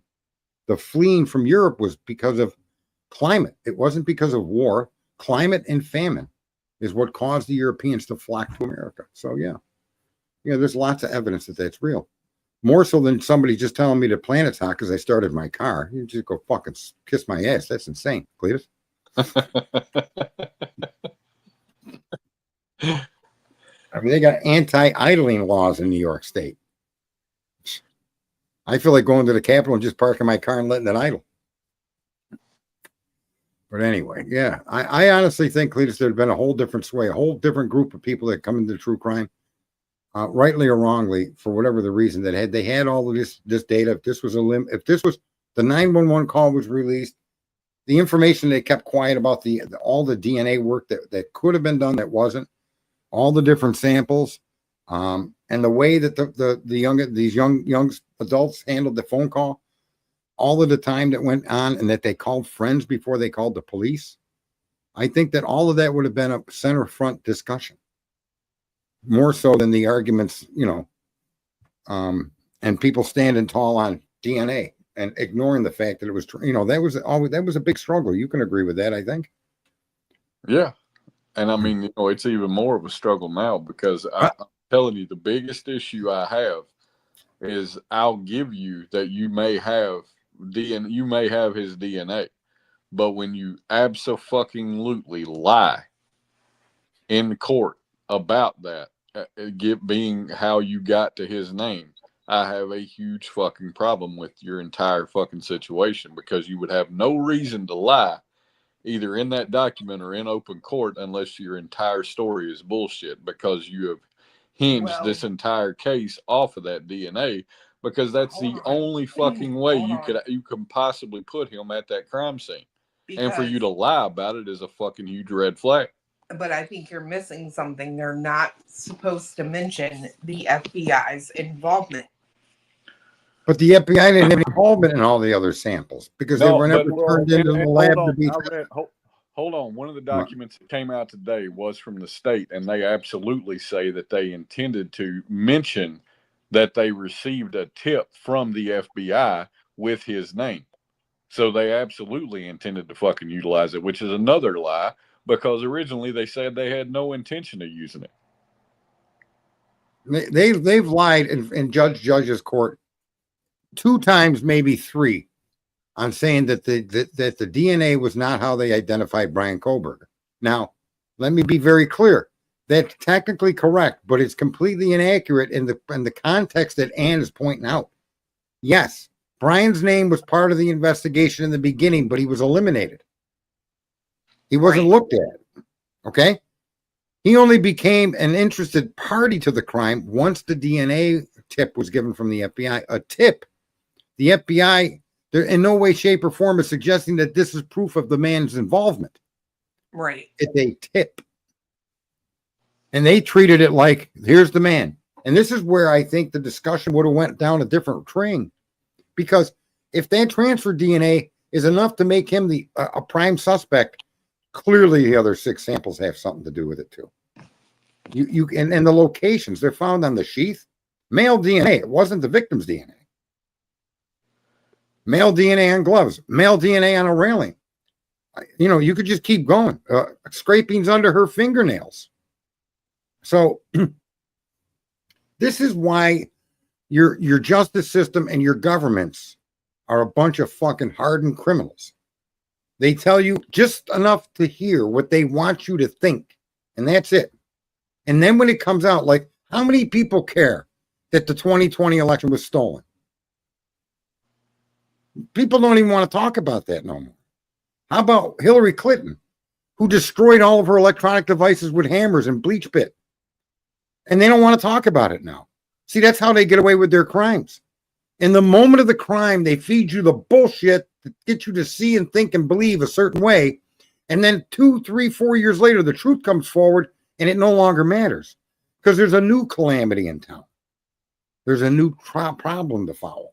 And this is the sickening part of how we're treated in our own country by the people that we elect or we pay to carry out and protect us under the constitutional limits that we placed on government when we formed this fucking country. And it's just sick to me. And that's why I say there's 5.63 billion fucking morons out here. You don't even, most of you have no idea. You think you have a second, you have the right to carry a gun, you stupid. I said I wasn't going to go down that road. But it's just sad to me that so many Americans are just so un-American, and yet they fly the flag in front of the house, and they have no fucking understanding of what's been going on around them. How is the police? I mean, to me, if I was Brian, I'd be fucking banging the fucking bars. I'd be screaming at the top. I'd be calling, fucking getting people to come out of my. I would be going nuts, bro. You wouldn't keep me quiet. I don't give a fuck. I'd make a bullhorn out of the last fucking fabric of my mattress and stick it up to a fucking barred window and just scream. Hell no, bro. And this kid's sitting in jail like this, and I honestly can't even imagine. I can, in today's world, I can see this kid being convicted and executed. Can't you? I'm gonna hope not, but I know how that's gonna probably turn out. I've got to hope that with what we see right now. Here's a listen. Sorry. Here's the most ignorant fucking thing that's been said in here all night. Manny Mo. That's the most ignorant fucking thing that's ever been said in my chat room. Let me tell you why. There's no such thing as touch DNA. It's transfer DNA. They renamed it.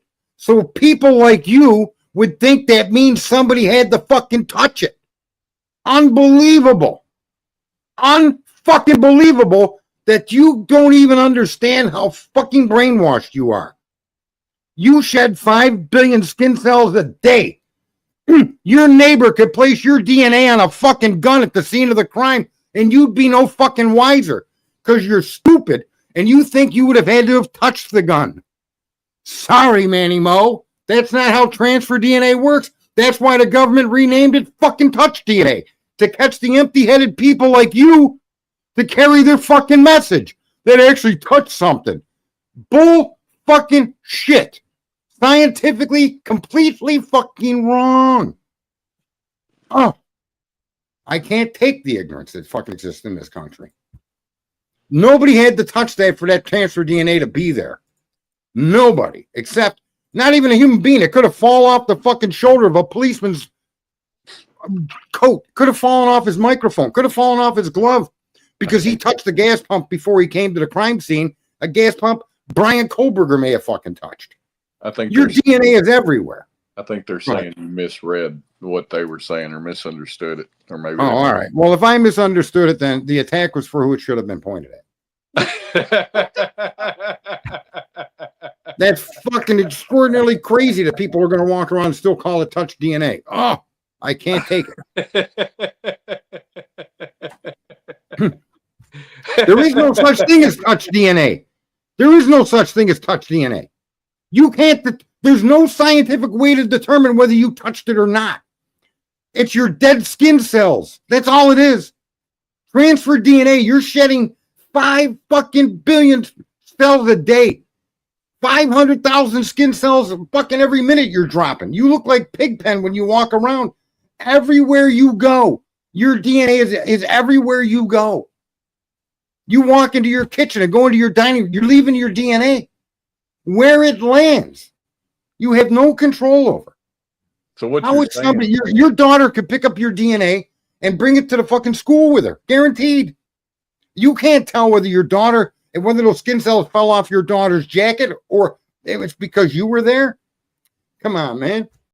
So in other words, you spent 8,000 words saying these 6. Touch DNA is my trigger word. Fuck yeah, man. That shit drives me nuts. And if that's what you were explaining and I misread it, I apologize. That's not how I read it. But if that's how you were explaining it, I am very sorry for the assault that you just withered. I just withered upon you. That's not how I read it.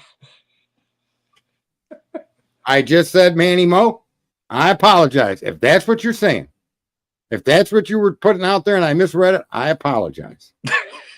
Because but Cletus, you see what I mean? That's the kind of shit that does trigger me. I can't take it, man. And there's so many people that think that that's what it means. You had to have touched that knife sheath. Your blood being there, yeah, you had to be in proximity to the knife sheath. You still didn't technically have to touch it. Fair enough? Well, fair enough. On that note, I still will never get over no DNA in his car. I'm sorry. I won't because he wasn't fucking there. I'm just saying in terms of him being guilty, right? Oh. Like, What a goddamn perfectionist you'd have to be. You would have to literally do it in bubble wrap and leave the bubble wrap at the fucking house. Or take a lesson from Mark. Somebody did suggest he wrapped himself in bubble wrap. Another idiot suggested he wrapped himself in a shower curtain. Has anybody ever tried to wrap themselves in a shower curtain and open up even a fucking door? Can you imagine trying to drive wrapped in a shower curtain? It would be more likely that he took a fucking shower in bleach in that fucking house and changed clothes and burned his old ones in a fucking trash barrel somewhere than it would. I mean, that's just kind of the way I see that, right? Yeah, well, he left his gloves there. Somebody left gloves behind with blood on them. That can't be a coincidence, right? Well, and I find it funny that, so you're saying they found the gloves by the back door outside. Yeah, outside by the rear sliding door. Yep. But they've never said that there was blood on the sliding door. No, which would kind of imply that they either took them off and then opened the sliding door, or out another way, and the back was their exit, which I've always said makes sense to me, right? That why the fuck would you, if you're smart enough to not get to, and you're prepared enough to not leave any DNA traces in your car, how are you so fucking stupid to drive your car to the fucking house in the first place? Listen, another thing too, though, with it's more likely to me. Look, yeah, I do think I rule my world 100% 150% I do think that it's likely that if Bethany comes forward with she saw somebody naked, that those gloves were dropped out back, and there's blood on them. Now, does that mean that the blood was leaking all outside of the glove? It may not. The glove, we don't know where on the glove the blood was found. Was it on the glove? Was it in the glove? Was it in the finger holes? Was it where we don't know. We just know that there was blood found on gloves outside the home, which we've been told that it's been going around for a long time that Bethany may have witnessed a naked man running from there, or a guy in undershorts. That would fit that the person stripped down and didn't wear a shower curtain, as fucking so many people have envisioned, right? Yeah. It's insanity. Or the amount of evidence that, go ahead. Someone dropped a glove when they went to let the dog back in. I think it's gloves, plural. I wonder if there was a grandfather clock in that house, because I hear those things can be fucking deadly. That's why there's no knife storage on grandfather clocks, because they're known to get violent. Right, you keep your knives in your, and that's the other thing. How the identity of the knife, because you found a sheath in that bed, isn't the identity of the fucking murder weapon. I mean, how do I understand it would be coincidental for it not to be the K-bar, but I don't know. Did they account for all the knives in the kitchen? Is there any other possible way? Were the wounds all consistent with that one big heavy bladed weapon? And in spite of what anybody says, those K-bar tips do snap off because they're hardened steel. So you're going to hack people up or stab with the point of that knife. There's a high likelihood that you're going to snap that tip off. You come in contact with a bone from, your pound. I mean, you can use the knife that way, but it's specifically, it's just a tip. I don't know that they even used a K-bar knife. I can't believe anything that they proposed to us. Well, and that's another situation with why I brought up Kathy Mabit earlier, is if I recall, her description of the wounds made it sound like there was the potential for multiple weapons.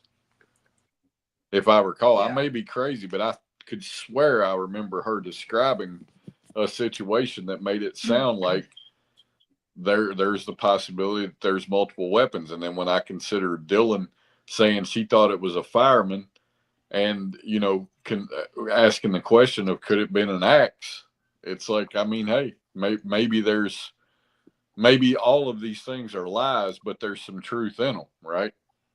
That's generally a lie can't exist without covering a truth.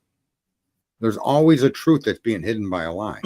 Well, and one of the most interesting things, that's why I have such a hard time with Bethany saying out completely randomly that or Xana was wearing all black. And then Xana described somebody wearing all black. You mean Dylan? Yeah. Dylan would describe somebody wearing all black. Bethany did that, didn't she? No, Bethany said Xana was wearing all black, but Dylan's description of the person she saw was that they were all in black. But the conversation between Bethany and Dylan, when Bethany says Xana was in all black, Dylan doesn't say anything about that. But then she goes into something like, "Yeah, but his face was covered," or starts describing. Right. And those two statements become her description. Right. Same thing with the bushy eyebrow. I read somewhere. Right, and the question is in support of your argument that maybe picking up the DoorDash is ultimately what brought Xana and Ethan into this. Whoever did this, we'll say Dylan, go upstairs, do what she did, come downstairs, and the reason she remembers seeing somebody is because when Xana was coming into the kitchen with the DoorDash, she freaked the fuck out because she realized she'd just been caught. It could also be a way for Dylan to make it look like at least Xana was awake at 4 o'clock. Well, how about the other statement where Dylan says she heard who she thinks to be Katie come down the stairs, go up the stairs, and back down the stairs? I still haven't found that document yet, but I am curious to read. No, that wasn't a document. That was a testimony that Ann presented to the court from her statements. Now, we don't have that statement in documentation, I don't think, but it was at that hearing. Okay. So, some of these things, like with Brett Payne, when I say Brett Payne said that none of that information can show Brian Koberger or his car definitively, that was said at a hearing. So but that she did say that. She said, we know it. We know the witness can't be relied upon because she made a statement that she heard what she thought to be Katie come down the stairs, go up the stairs, and come back down. And the problem with that is we know where the victims were, and that is not possible. Can I say the one thing I have read that I think works in support of Dylan and Bethany have absolutely nothing to do with this and know absolutely nothing is the fact that after they arrested Koberger, she Googles a picture of him. Because I read that today, because I was told, the way I saw it on the screen was that she was shown a picture. But it's actually that she Googled a picture of him. Exactly. Then she was asked if that was the guy, and she said she couldn't say. If she were if she were wanting to get away with this, she would have absolutely said, absolutely, that's those eyebrows. Yeah, I agree. So the fact that she didn't corroborate that that's the bad guy almost it's a huge win in her column in terms of having absolutely nothing to do with this for me. I don't know that that's true, because let me just say, there was a document that was read, and I was in a stream, and a cop asked her about eyebrows. Yeah. And she said, he had bushy eyebrows. Well, so, I mean, the statements with the cops, I'm going to look at it like this, right? I absolutely believe the cops are crooked in this situation. I've seen situations documented where they have blatantly lied. There is no dispute about it. It is fact. So I know they're pieces of shit. The question is, the jury is out on whether or not she is. Yeah, but when I take everything that she has done that's not influenced by the cops, I still can't make that determination. Well, can I just say, let me just put this together. That policeman asked that question after that home had been searched and photographs were being taken, after they'd been on the crime scene. So I suspect that policeman knew there was an eyebrow on the wall. I suspect he knew what her room had. And I suspect that was a leading question. In other words, I don't think that cop was criminal in his act. I think he was trying to understand, just like I said, let's talk about the crime scene. He was trying to understand the crime scene and what she's trying to convey. And in the confusion of all the nonsense she's trying to convey, he, I think, in being a smart guy, said, was there any distinguishing feature? Did you see his eyes? How about his eyebrows?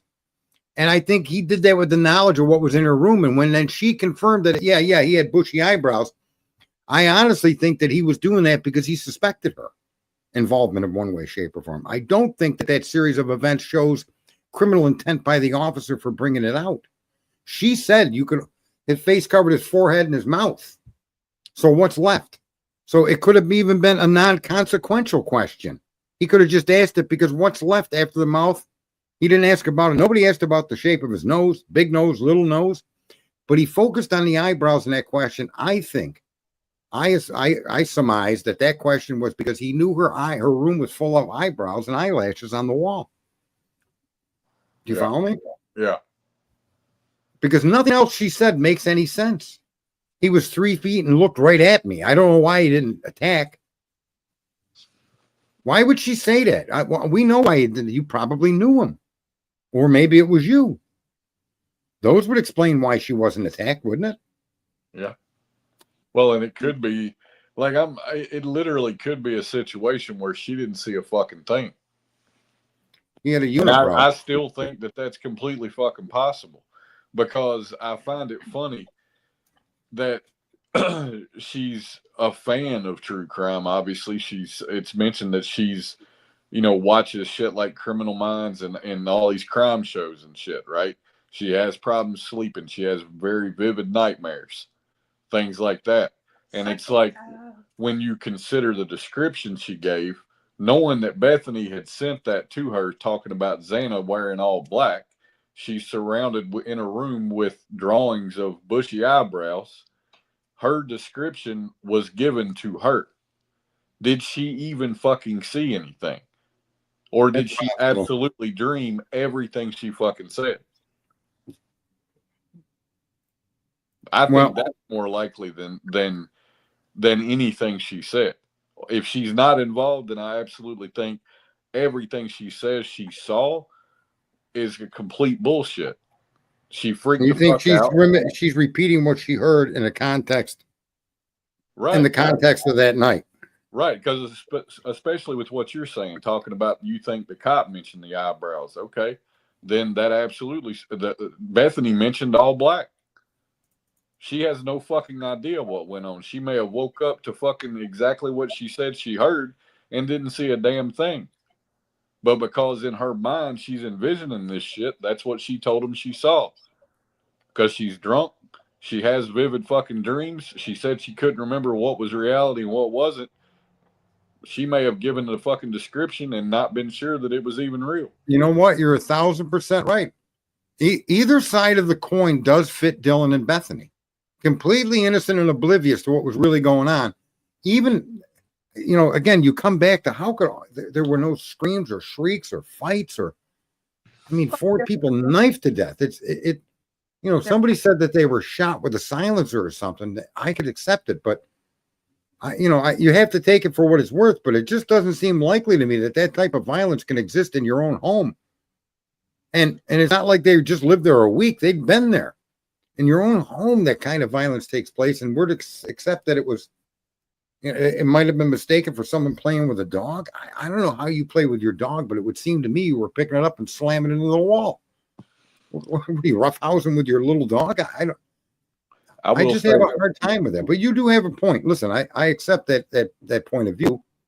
I'll say this, right? If if it comes out at trial and there is some hardcore fucking way that they present this and it's absolutely him, then she should be a fucking psychic. Because for her to have eyebrows on her fucking wall describe somebody that I don't believe she ever even fucking saw, then she absolutely is clairvoyant at a minimum. I've never seen the kid appear to have. I don't see bushy eyebrows as Koberger's eyebrows. To me, they don't look bushy at all. I mean, I don't know how anybody could mistake them for bushy eyebrows. That other guy, Saeed, right? I'm not saying he's involved, but he has bushy eyebrows.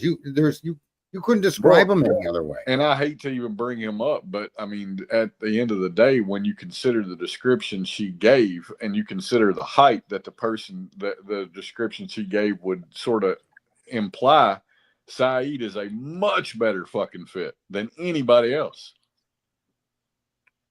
I'm not saying he had anything to fucking do with it because I don't believe that. But that is literally who she describes. Do we know how tall that guy is? I would say he's a lot closer to the fucking height than Koberger, because judging from the body cam, and you kind of guesstimate his height based off of that, I'd say he's definitely somewhere in the 5'7", 5'8" range. He was shorter than the policeman? Yeah. Do we know who the policeman? Well, I don't know if we can get the description of the policeman. It would be in relation to his camera on his chest. So if the cop was only 5'10" and he's shorter than that cop, he'd probably be somewhere closer to 5'6" or 5'7".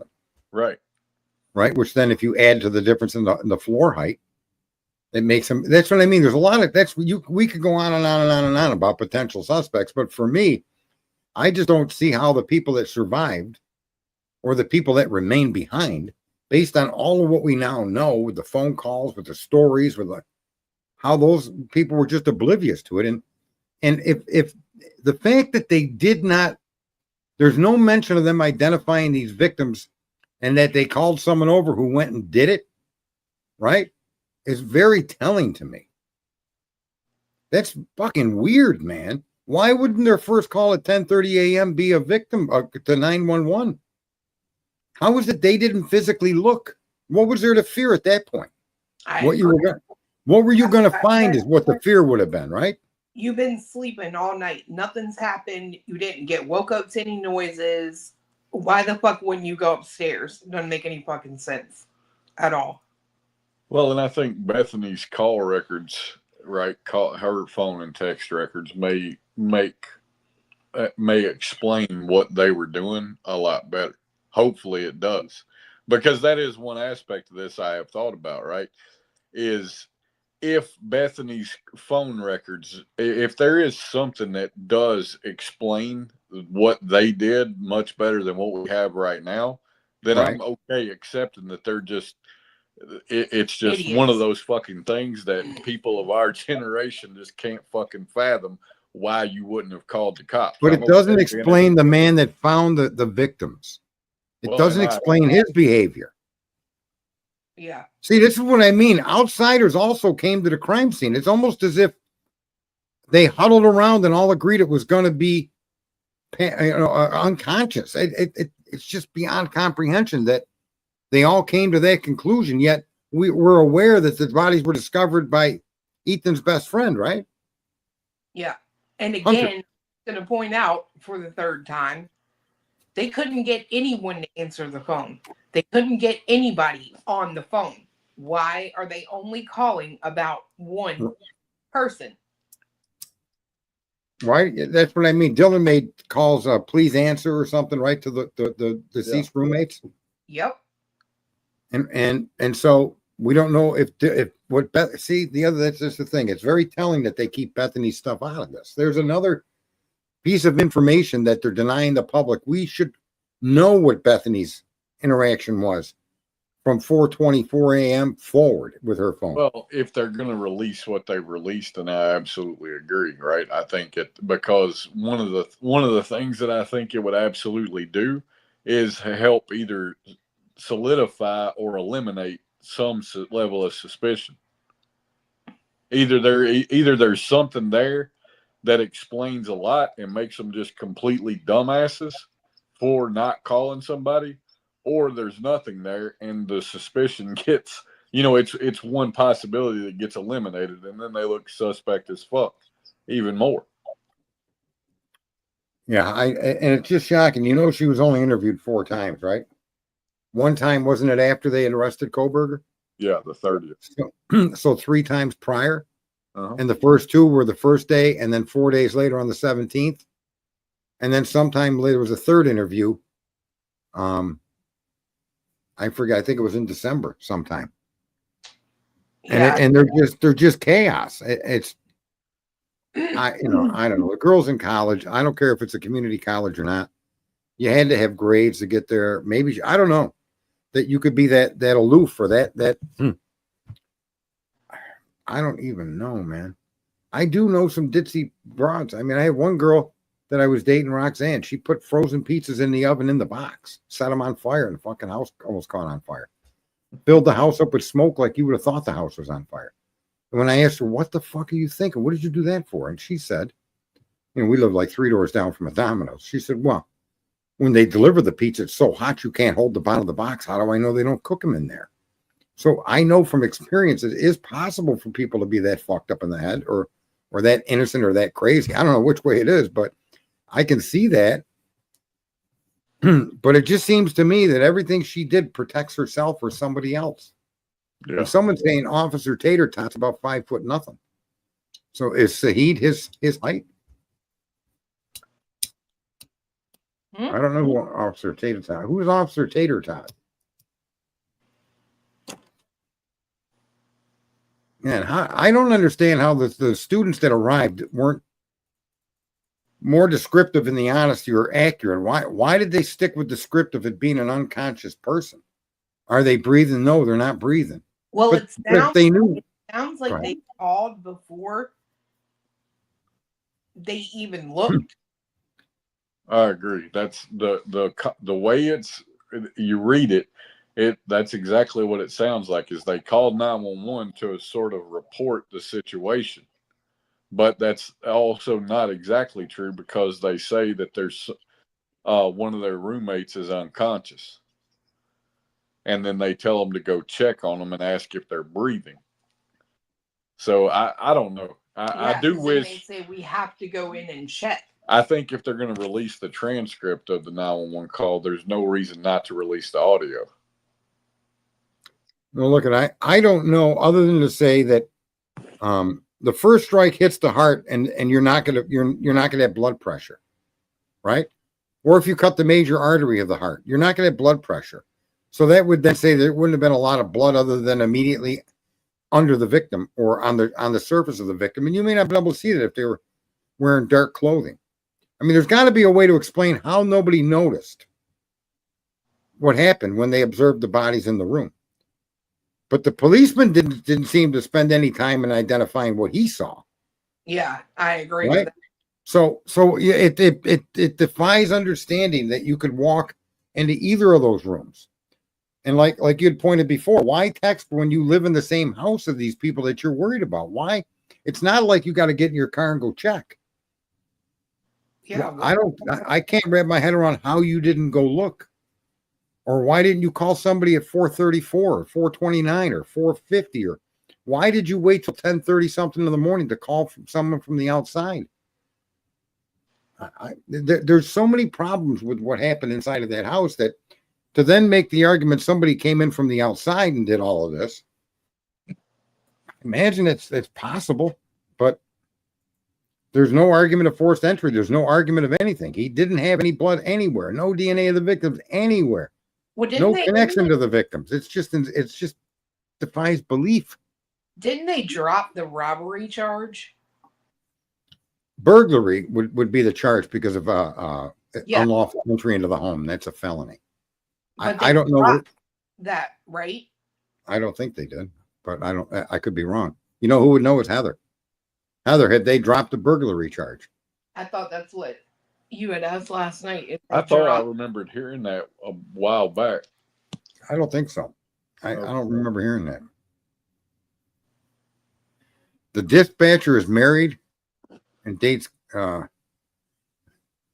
Yeah, see, but I don't know that a woman married to a man that could potentially be the murderer would be trying to cover up for a guy that would do so. I don't know any woman. It's possible. Not why not? They dropped.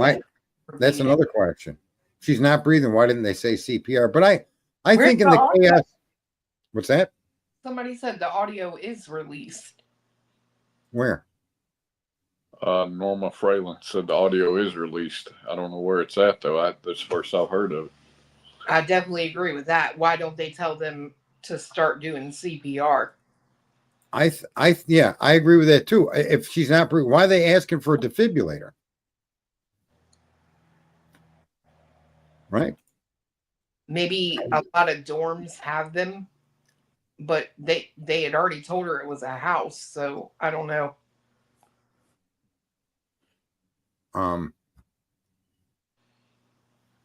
Yeah. Nothing they did makes any sense. The deaths are senseless. There's no motive to the crime. And the accusations against Brian Koberger are so thin. A supermodel would shy away from that kind of thinness. It's just too thin to be real. A car here, a car there, a ping here, a ping there.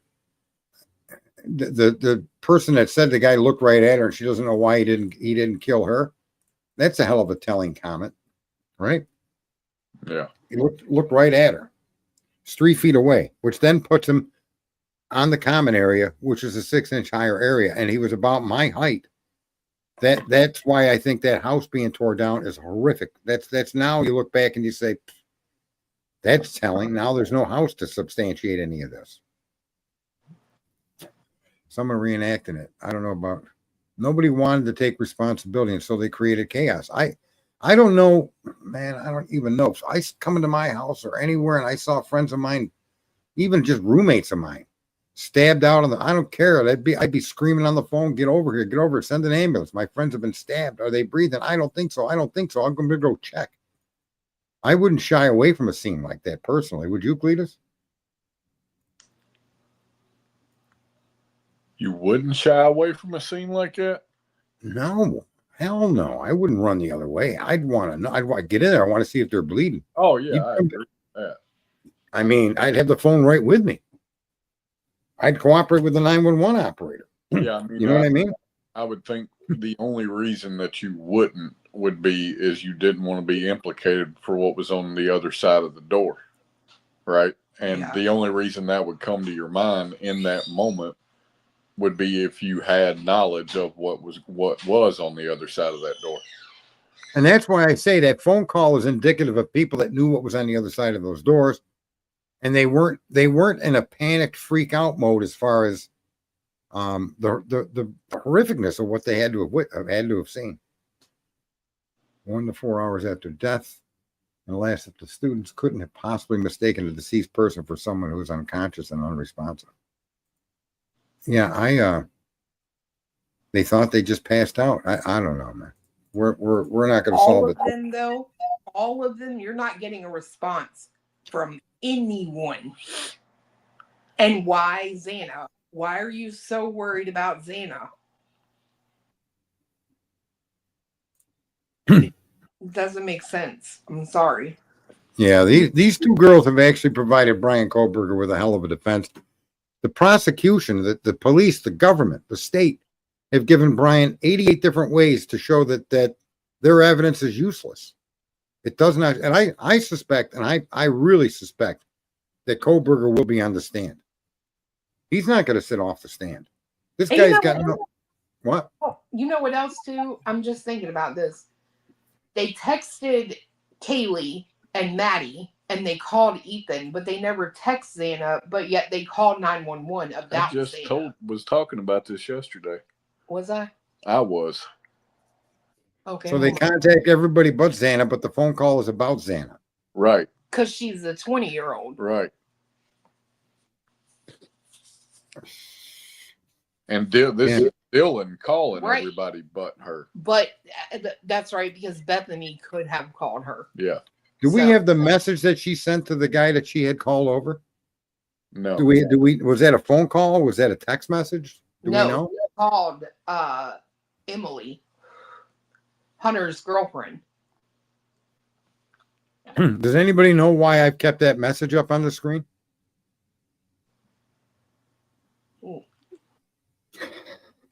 What message?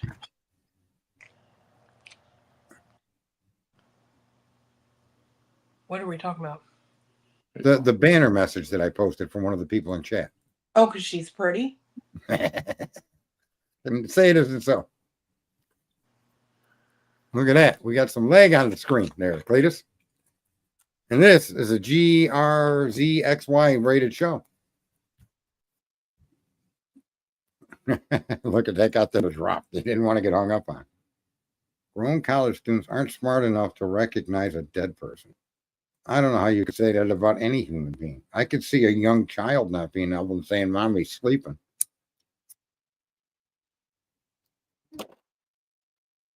right? I could never see a young adult. Look, you're 20, 21 years old and over.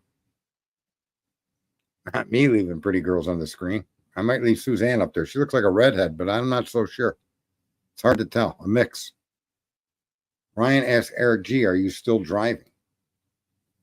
Look, folks, I honestly think that the crime scene tells a story. And I think the story that's within that crime scene is more revealing than the story of all the lies and bullshit that we've been shared with from the PCA on forward to all the things that they hid. And everything that they hid is all the talk of the town now. Sadly, most viewers can't erase all that they believe and start from scratch. But now seeing more and more of the evidence, more and more DNA, more and more of the acts and the behaviors of the people that were in that home, in addition to those that came to the home on the request of the people that are survivors. And their actions just don't add up to what we know they found in that house. Oh, okay. Dirty blonde. I've always tell dirty blondes it's a simple fix. Just wash your hair, damn it. I'm just, they know why it happened. We just don't know yet. That's fair. No one knows what the motive is. Nobody knows what we're not being told. They never asked Jaylee, Maddie, or anyone in that text, are you okay? I'm worried. Once DM texts the victims wondering if they were okay, or she says say she was worried. Yeah, something happened that was so significant that two girls that, according to one of the parents, all played pranks on each other. Yet whatever happened in that house was so concerning to Dylan Mortensen and apparently Bethany Funk that they huddled down in Bethany's room and they hid. Maybe they hid and stayed quiet, but the idea that you have a phone and you can call for help defies all sensibilities. That neither one of these young women took it upon themselves to call their friends at 5 a.m, right? Why wasn't there, like we know that, was it Kaylee and Maddie that were upstairs that tried to text one of the girls' boyfriends and tried to call the boyfriends and were putting in all this effort to get a hold of a ex-boyfriend? We know that their phones were used in an effort to contact somebody that has, let's just say this has nothing to do with the crime. But whatever their motive was to try to contact this guy, Jack, and the effort they put into contact Jack by two victims at 2 a.m. Okay. And now look at the two survivors at 4 a.m. that have the same devices and in an age, in a bracket, in a generation of people that are live by these fucking stupid phones. Right. And not one of them women between the two of them couldn't call. If not your frat, your sorority friends, the police, somebody, something. An Uber for a ride the hell out of there and bust out the front door and get out of there? Nothing. That can't be explained in any reasonable, rational way. Good night, Ms. W. I'm just stumped that the investigation wasn't much more diligent and much more thorough into getting a complete understanding of what these two young girls heard, what they saw, and trying to wrap your head around their behavior. Because their behavior, we were told, was frozen shock phase. She went into a frozen shock phase and then went to sleep. And that's an absolute fucking lie. There isn't one instance or one thing from 4 o'clock forward that indicates any frozen shock phase on behalf of Dylan Mortensen. How a policeman concluded that and put that in an improbable cause warrant is insane to me. It doesn't fit. Where did that come from? Frozen shock phase.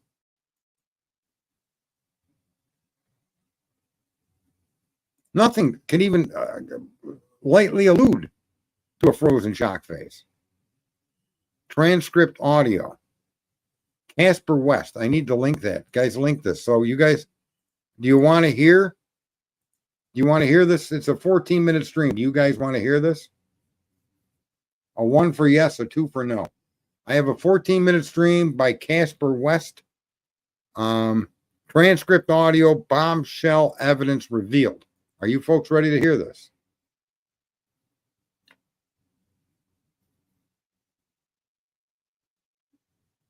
I don't play along with the idea. I distinctly think that the victims had knowledge or involvement in one way, shape, or form.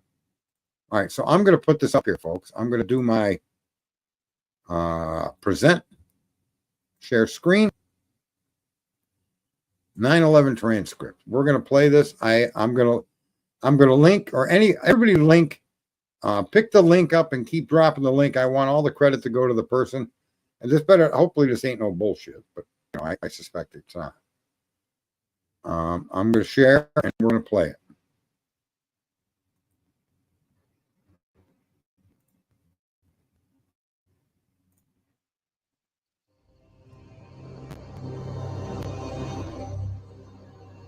For ye were sometimes darkness, but now are ye light in the Lord. Walk. I'm going to skip forward.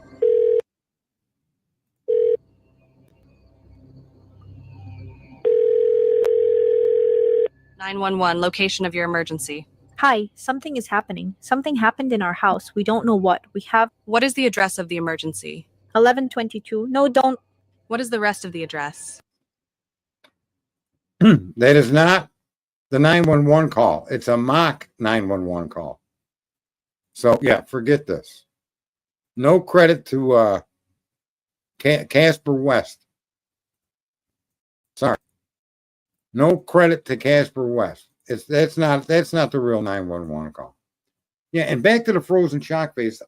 I'm sorry, but as an American that has what was purported to be a document that tells government what it cannot do. Well, it tells the government what it cannot do and what it will do.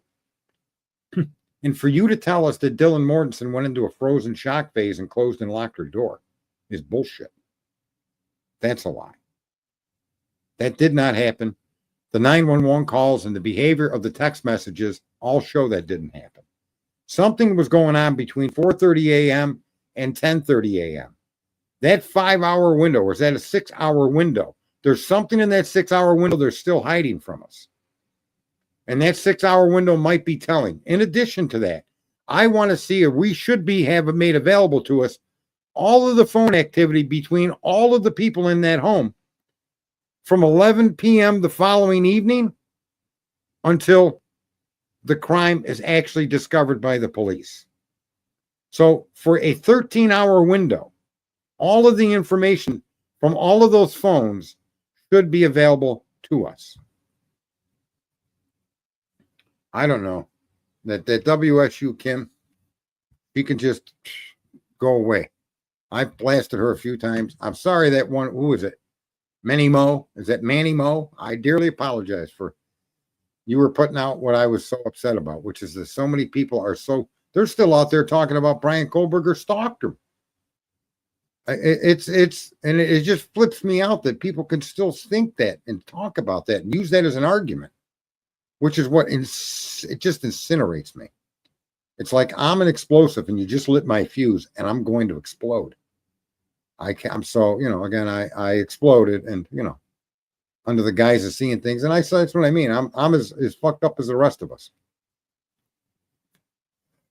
She did try to call the rideshare guy at 2:10 a.m.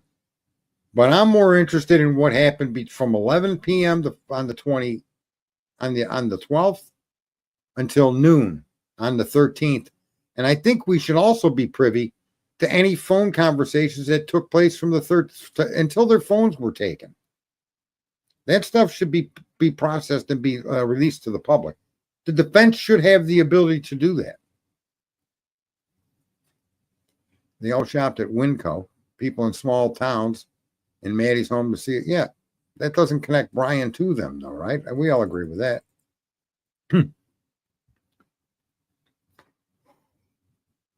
Ms. W. I'm just stunned at now seeing the data that they're sharing with us because Judge Hippler said this stuff shouldn't be secret from the public. And yeah, Miss W, have a good night. And I really think now that this is too little too late. I think that there's so much evidence online that the general public that doesn't pay attention to these kind of cases will never really know. I hope to God they can get jurors that have no information about this case. That's what I hope. I hope that that's the goal, to get jurors that are aware that there was a murder but paid no attention to it and didn't even know the person's name until they were brought here to be a potential juror. Because in that way, you're going to have a fair trial. You know? The fair trial is the only way I think to obtain that now is to find jurors, 12 people with 6 alternates that have only heard of the case but have no information one way or the other about it. I don't know the likelihood of that, but I'm sure that's possible. You know, and I think in that way they may be able to present the case and in the defense to show just how terrible the police department did their work. Well, Twiz. So let me ask you this, Twiz, since you're there in the audience. I think it's going to come out that Brian Koberger talks on the phone a lot, too, for having no friends. But I'm going to ask you this, Twiz. Do you honestly think that Cy Ray is going to be able to show Brian Koberger somewhere else other than in the area of the crime?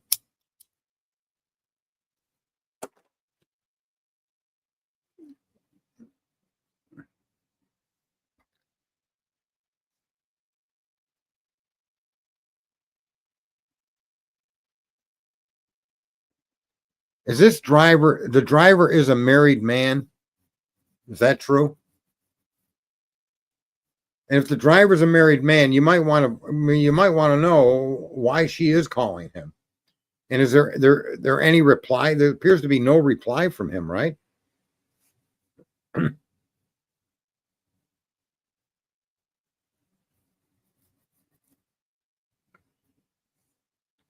It's a phone call from 247 to 254. Either Dylan was trying to pick up drugs from Eric or trying to get the hell out of that house. Well, it was prior to the crime, so could be either or. But in fact, he never made a return call. Right? Is that correct, folks? He's married and he never returned the text message? He never returned a call? Okay. I mean, that sounds like a delivery call. Yeah, so, his connection to these younger kids may in fact have been that he was a supplier. But we don't know. Did the police investigate? That phone call is just, it's like an oddball. Like I said 2 years ago, when the rumor came out from one of Bethany's close friends that Bethany saw a naked man. Now we're finding there may be merit to that. Right? Was this man's phone retrieved? Maybe the 67 devices that they claim are in evidence. Maybe that's where the 67 devices come from. There may be more and more conversation here.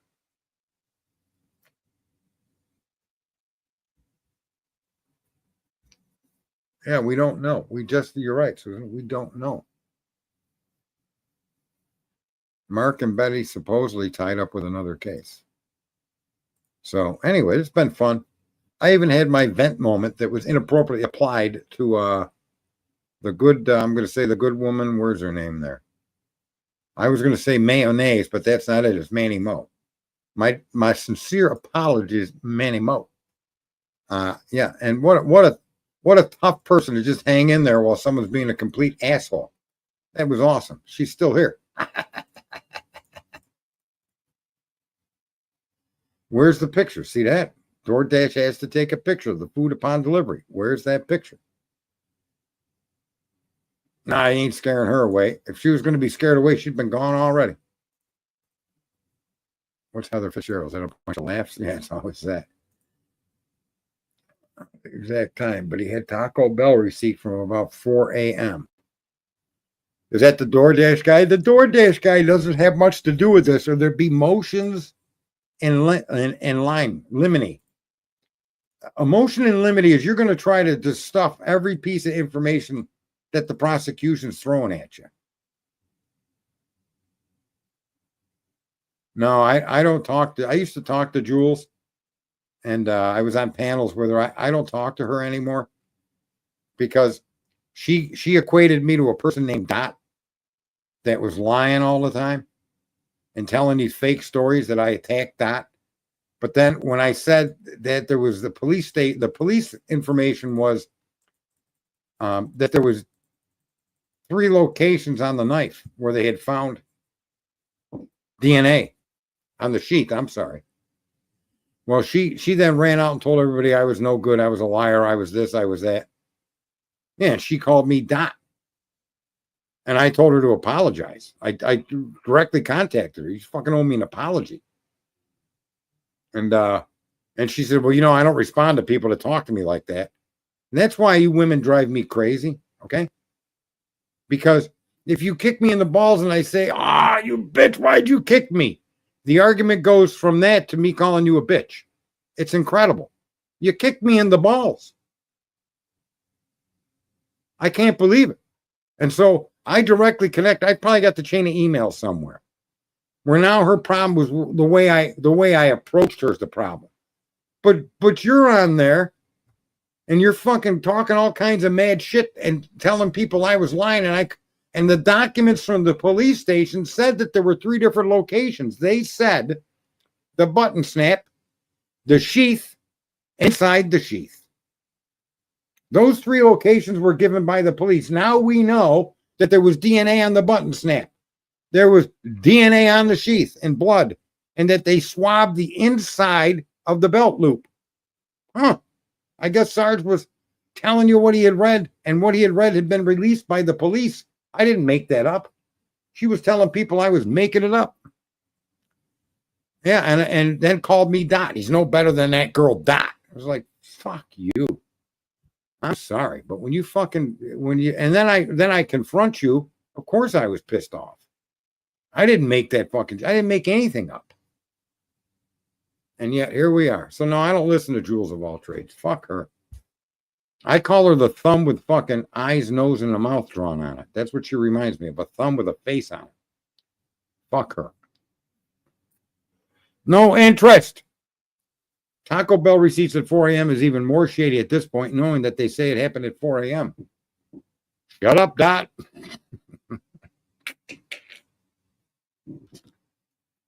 Get called a liar by the psycho that made the letter BK was fired on the set. Yeah.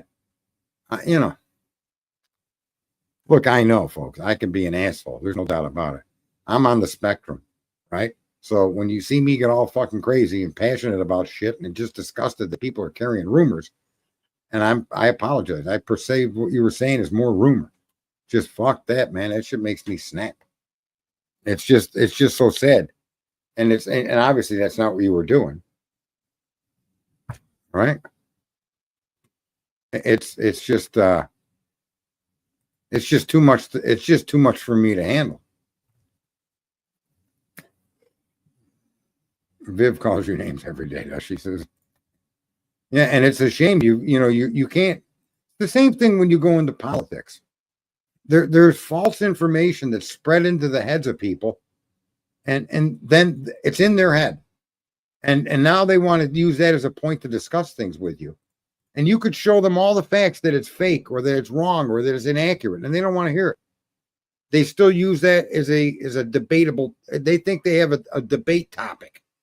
Or they're on the higher ground because they've got an answer you don't have. And you just can't shake people's little brains off of, you have to accept when you're wrong. Right? And in this recent release, we now know that there's blood on the sheet, there's transfer DNA on the sheet, and they swabbed the inside of the belt loop. I said inside of the knife. I thought that was weird. How would you swab the inside of a sheath? However, there it is. Could be a paid influencer. I think it's just a bunch of morons that just dip their toe in here, and then they run with a group. People are they're like sheep. We all run with a herd, and I don't want to be part of no herd but the truth. If there's a herd of truth, and there's a lot of you, I want to run with that herd. And I want the herd that when we're wrong, we admit it, we change our perspective, we apologize, right? I mean, like mayonnaise. That's what I'm going to nickname her now. Mayonnaise. I went off on mayonnaise. Mayonnaise she didn't belong on that sandwich. What the hell, mayonnaise?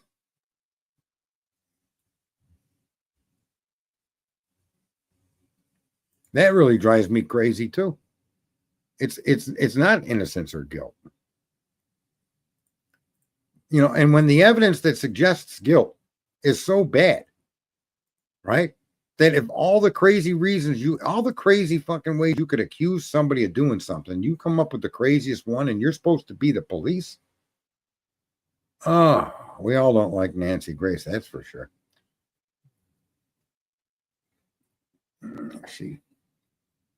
Justice must be just. Justice must be fair and honest, and that's it. And if fair and honestly, you can't put somebody behind bars because, look, I avoided a jail sentence. I avoided a trial because doing it fair and just and doing it that way, they could not bring me to court, even though I committed the crime. So that's the way it's supposed to work, folks. And let me just say to you that doing things the right way, there's no excuse not to do them the right way. You're going to get the right result as often as you get it now, if not even more so. You're going to come to the proper conclusion more often by seeking the truth. And in those circumstances where you can't seek the truth, it's not the cop's job or the prosecutor's job to invent a truth that he wants to push so he can get the conviction. He can get the promotion. I don't understand how fucking simple-minded people have become. It's just insane. The rabbit holes that with this case are just crazy. It's criminal and inhuman. Did you see Brian Kohlberg at that last hearing? He looked like he weighed 140 pounds. Maybe.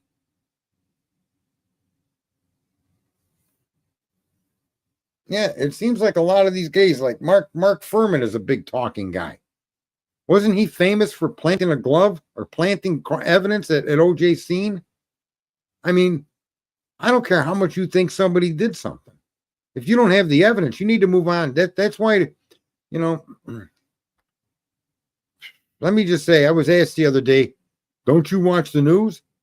I watch the news, but it changes all the time, so I stopped watching it. Okay? That's my excuse. It changes all the time, so I stopped watching it. But he planted evidence, and the guys on TV, these are the people you put forward for the public. And the public, most of them are just too fucking stupid to know who that guy is. I don't want any legal advice from him. I don't want to see him on TV talking to the American public. Scumbags like that, I'm sorry. Go get a job. Stay away from the fucking law, though. Go get a job. Go bag groceries or something. Go be a fucking, I don't know, go put sidewalks in or something. Go be a plumber.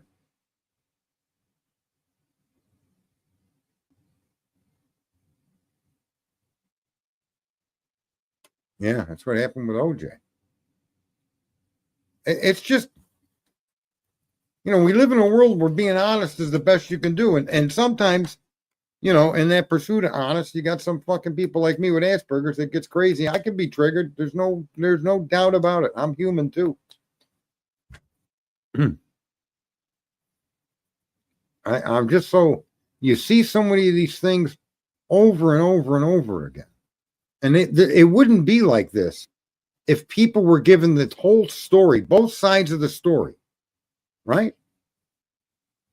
If we had both sides of the story in these situations and not just the side they want you to believe, this country, I mean, that'd be the first and most effective way to fix the mindset of the American public is they've got to be given the truth, no matter how bad it is or how good it is.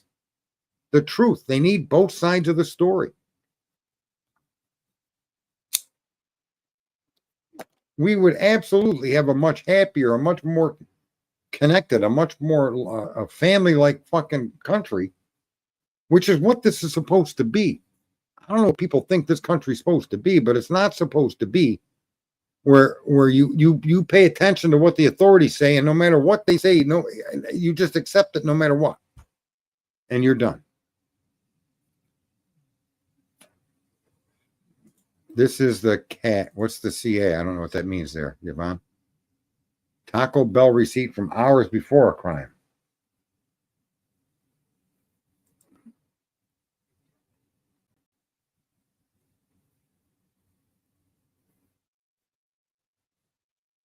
Yeah, I mean, that's insane for the lead investigator to say, I don't know. I don't remember. I don't recall. I don't know. Your job is to know. That's why you're in charge. Right? I mean, I would say to him after a bunch of testimony, I'd say, well, listen, maybe what we should do here is maybe we as the defense should give you a list of questions that are pertinent to this case that you've answered, I don't know to, and you go back home or wherever and figure out the answers to these questions because it's important that you answer them. And I don't know doesn't suffice when a man that's accused of multiple homicides and facing the death penalty is asking you legitimate questions. How is it that there was another thing earlier with wisdom, and I think wisdom's pretty clever. But if it costs $5,000 a pop, I mean, you got $1 million allocated to you from your state government. You couldn't check 6 or 7 DNA samples to the extent that you checked Brian Koberger's? How make that make sense? How 35 or 40, even 50 grand? How is 50 grand too much in the world of justice for these 4 young people? I guarantee you that if money was a problem, somebody could have come forward and started making collections. But they kept that secret from us, these stupid motherfuckers. They kept it secret until just recently. Well, if we'd have all known this in the beginning, that's why I was talking with Cletus. I think the mindset of many people, had they had the information way in the beginning where they should have had it, these discussions would have been much different. They would have been much more probing, and a lot more people would have been much more interested in exactly how is it you got the Brian Koberger? Why is it that you're concluding that that's the same vehicle in these different locations? What feature on that car can you say is identical in all of the locations that you collected images from? Other than the fact that it's Elantra. Well, there's 22,000 Elantras in that state.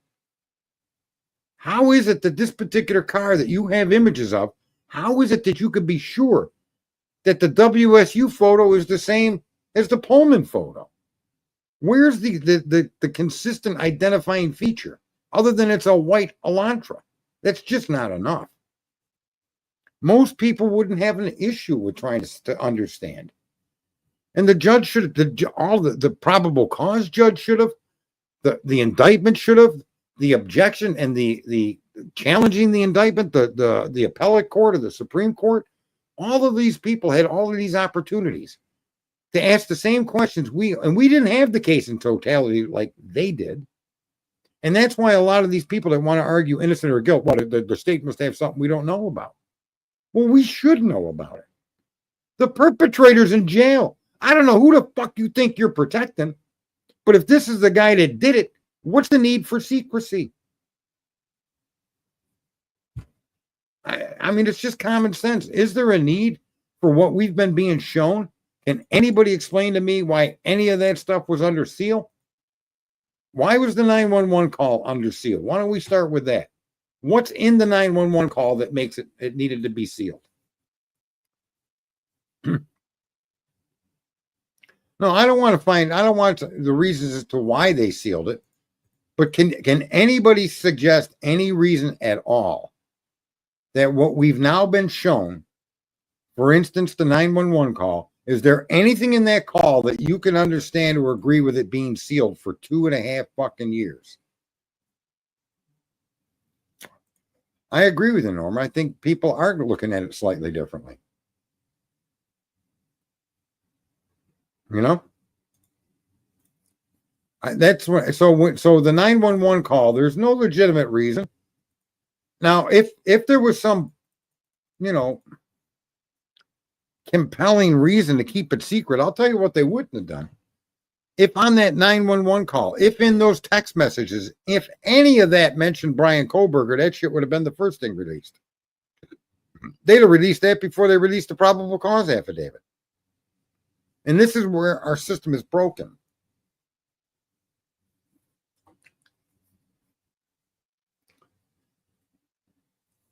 Yeah.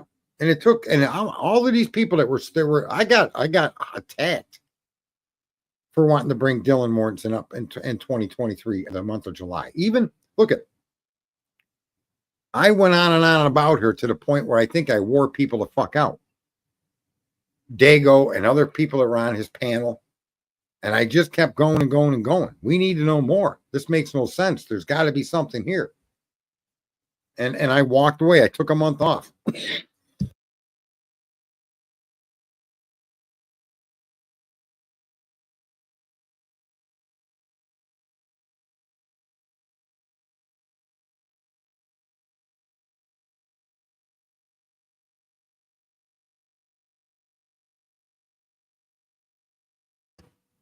And the irony that more and more her name got mentioned to the point where we all agreed the next day's stream was going to be about Dylan. When I say that was Dago, me and his panel. And at 5 o'clock that evening, the Linda Lane videos came out. Dago will confirm this. We got in an argument over that. I told him that's a distraction. That's not going to be of any value.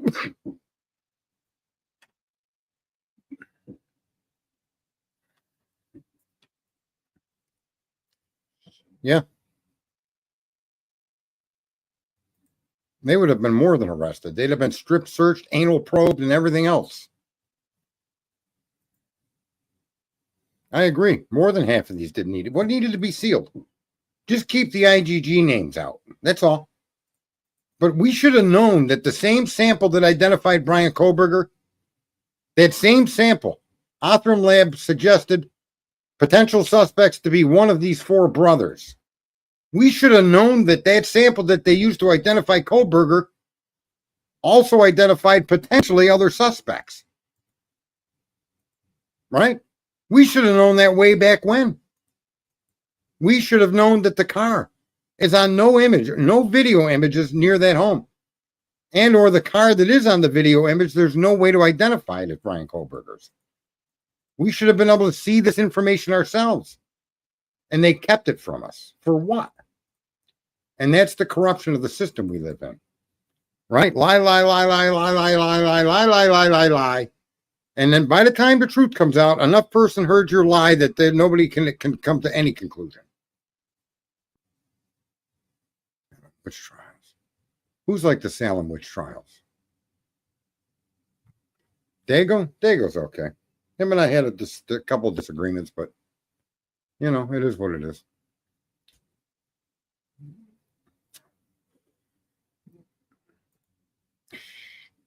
And I still want to know why Steve said they didn't have to go upstairs. Yeah. You know, I suggested if they came in through the sliding glass door, if that's how they came in, if you're not familiar with that home or them occupants, or especially the house, if you came in through the sliding glass door, you would have expected to be on the first floor. You walked into what you thought was the first floor. If you understood and were there for a specific reason, they said it was targeted. And if you understood your targets were on the second floor, I could see somebody walking in through the sliding door into a kitchen. How many people got a kitchen on the second floor? Nobody.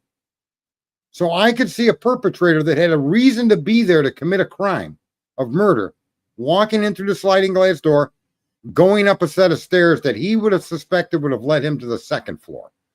So you can make a reasonable, if somebody came in there and it was targeted, you can see how, sadly, those 2 young girls upstairs, as Steve said, he didn't need to go upstairs. That would all make sense, folks. It would be reasonable. Because again, you don't walk into a fucking house on the second floor and find a kitchen.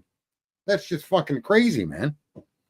But that house, that's what a perpetrator that would have been unfamiliar with that home, but targeting that home, maybe to get fucking Zaina and maybe to get Ethan,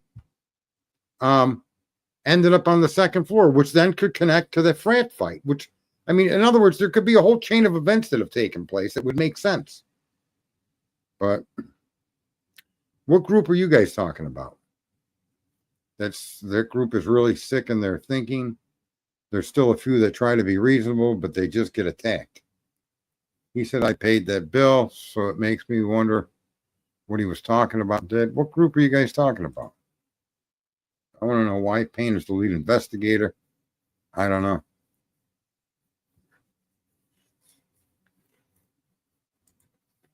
I'm just saying, you could view that crime scene.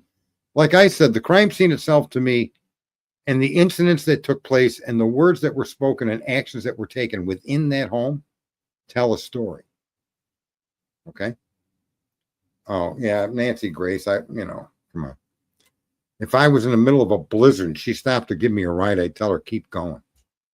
I'd rather freeze to death in a blizzard than ride in your car. Go away. You don't want to get any Nancy Grace on me. Right? Unbelievable. Yeah, that lady is all about sensationalism. She's all about saying what's going to be catchy, and she's all about telling you what to think. I don't know how many of you people had saw that the mainstream media was exposed. They exposed themselves by saying, we're not here to report the news. We're here to tell you what to think. And that was all over Twitter and different stuff, and nobody paid attention to it.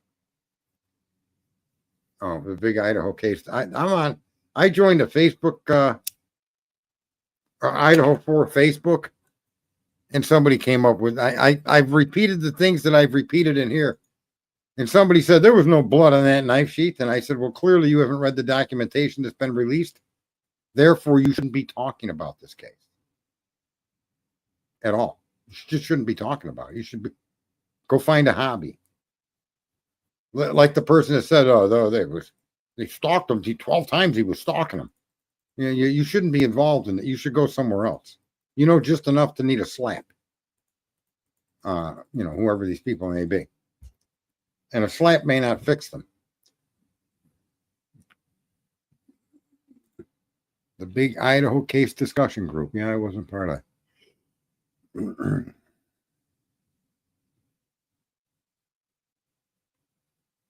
Yeah. Well, look at that guy Daniel from Drunk Turkey. Look at it. He's trying to kiss the fucking ass of that cum dumpster.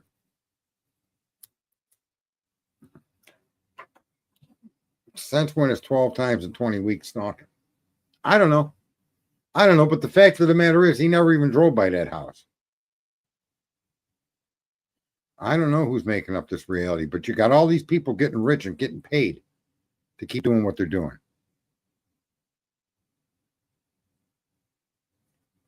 You're right. If she peeked out, as stated, the only place she could view, the only view that she would have is to the common area. If she peeked out of her door, the only view she has is the living area. Because the door opens from left to right. And so to peek out, you would only have a view of the living area. So when she said the guy was 3 feet away from her, that puts the guy 6 inches above her. And for her to then say he was about her height means that the guy was 6 inches shorter than what she perceived.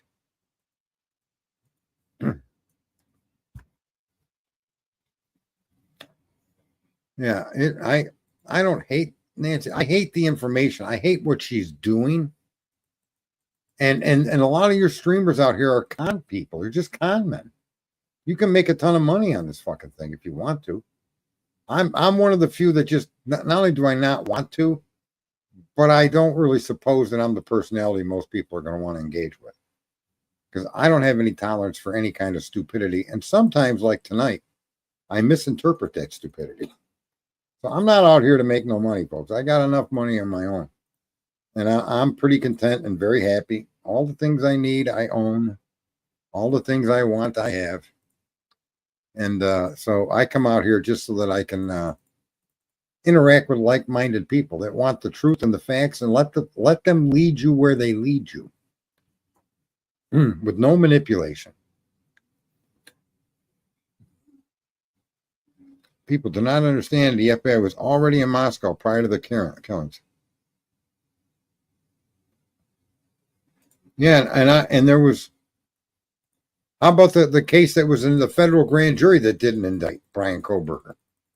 Right? How is it the feds weren't going to indict Brian Koberger, but the Idaho grand jury did? Right, Heather? You know that. Maybe I'm a little off base on this. That's why I'm referring to you. But didn't the FBI seek an indictment? That's what I've always said. The FBI and the DOJ were involved in Idaho because of the bullshit they pulled on that one doctor. Yep, they lied. And they did the same thing with the phone records in that case and ignored evidence that led to different suspects. That's the worst thing. The same thing is happening here. There's no difference. There is no fucking difference. There is no divide between the Doug Wilson case and this case. None. They're like fucking twins, born 2 years apart.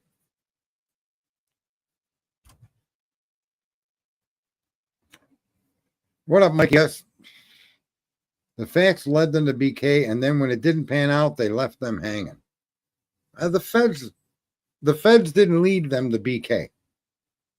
I want people to realize something here that I think is important. The feds didn't lead them to BK as the perpetrator. The feds led them to what they derived from a sample through IgG work. And Heather, you may agree or disagree with this. The IgG work done by the feds is because, and the reason the IgG work done by them was 2.5 times bigger than the sample that was sent to them from Othram is because they included the medical information and used both the medical information and the Othram information that did not contain the medical information. And they then took that and ran it through databases that they had no fucking right to go into. That's why the FBI sample is so much bigger than Othram's. And they violated not just the protections of HIPAA, but they violated the protections of the people using that website. And when the Fourth Amendment of privacy and securing your documents and things can only be used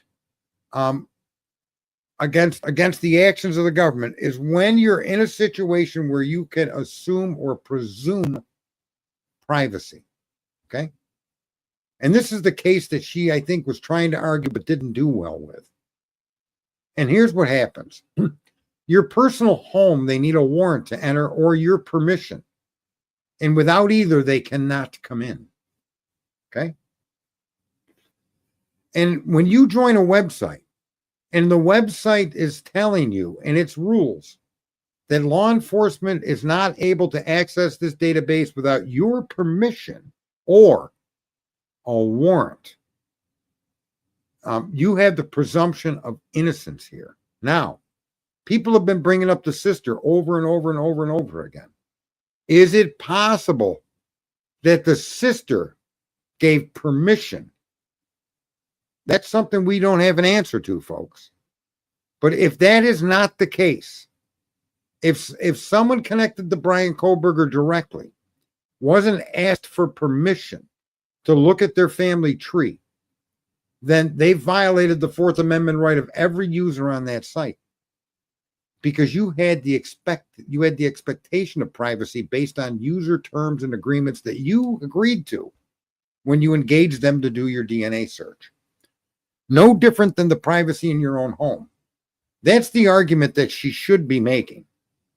And, again, it comes down to we don't know. And because all these people kept saying his sister snitched on him, his sister did this, his sister did that, or that.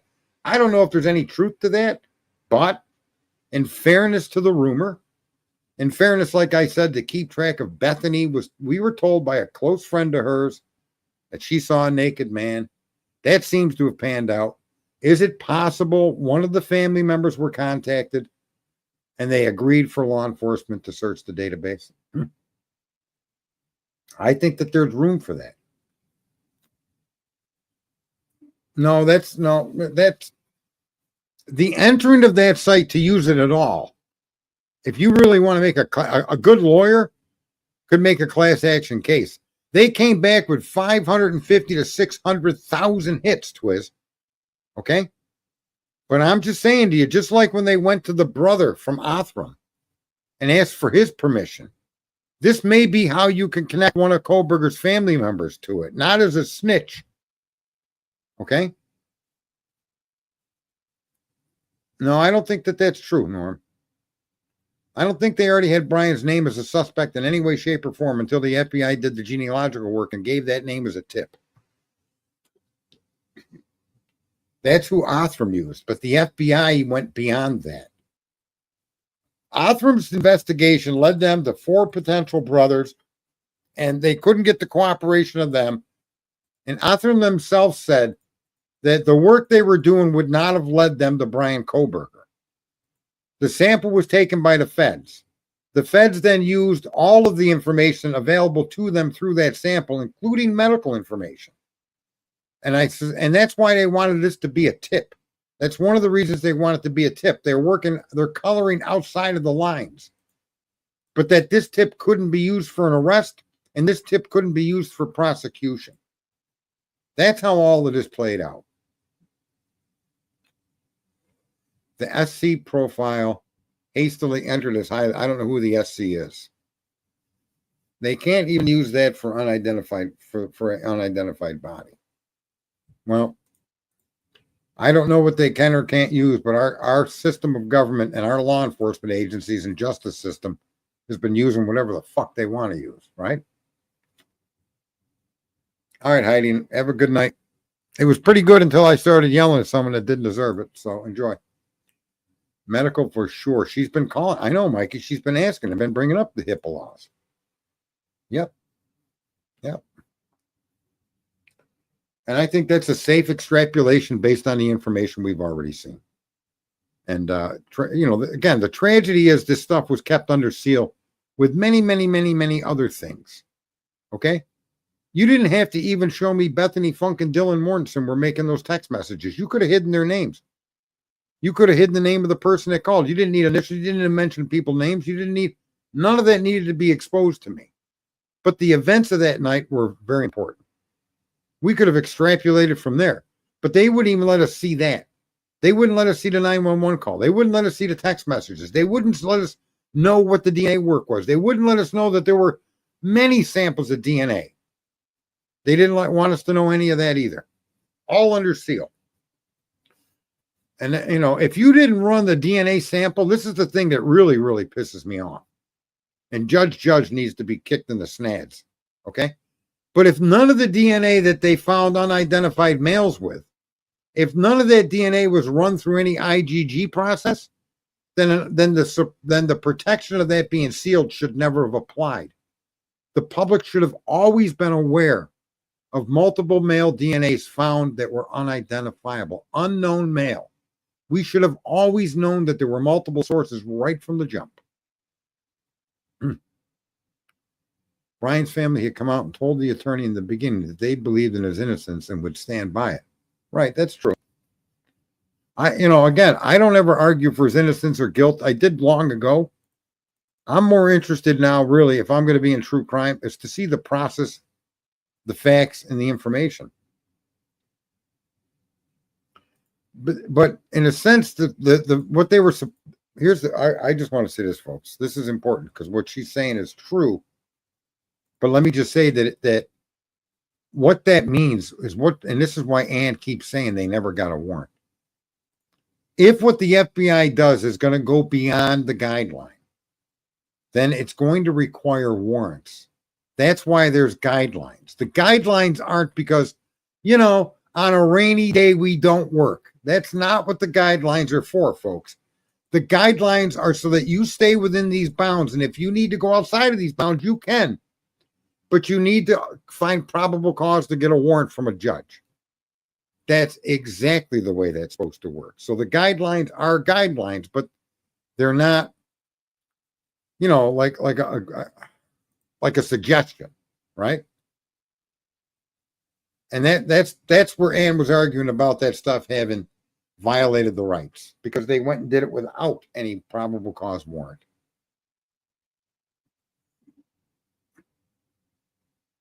Unknown male DNA, but now we know that there was on the back of the sheet, on the gloves, on the railing, and there were 3 samples of DNA underneath the fingernail of the poor victim. So now you got 6. Now you got Brian's at 7. Hitler's fucking snowing everyone. I don't know what that means. His decision on what?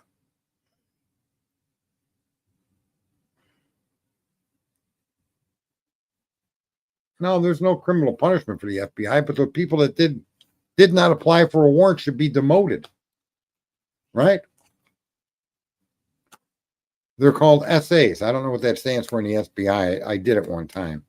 Special agents.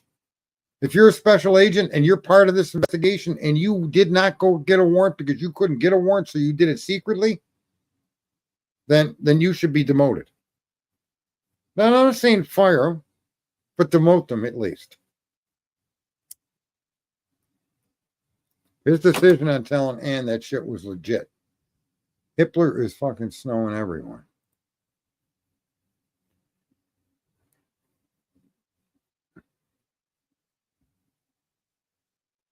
I read up on it, and it said if you check that box, they can't even use it to identify a body that is unknown.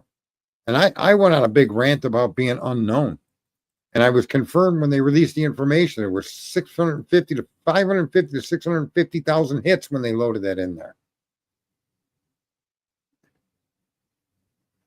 And that's the problem with an unknown sample. You have no name attached to it. They upload it as a consumer. You're right. And that they're not supposed to do. Because those websites that process your DNA, their user agreement says that will not happen to your sample. Yeah. No, I'm not happy with Hitler. But I think also Ann should have put a cork in it right there and said, Your Honor, Othram stayed within the lines completely. The FBI did not. I agree. And I think she should have stopped that discussion about the actions of the FBI and the DNA. She should have said, Your Honor, I'm not in a position to give you a thorough explanation of this. We need to set another, even if it be an in-camera review. And then she should have concentrated just on that one topic instead of the many topics that were covered in that hearing, because the prosecution miscategorized her argument and the judge went along with that mischaracterization. And that's why that shit was done that way. If the judge would have listened to what she was saying on how the sample got 2.5 times bigger, because they included all of the HIPAA, federally protected by law, all of the HIPAA data in their sample.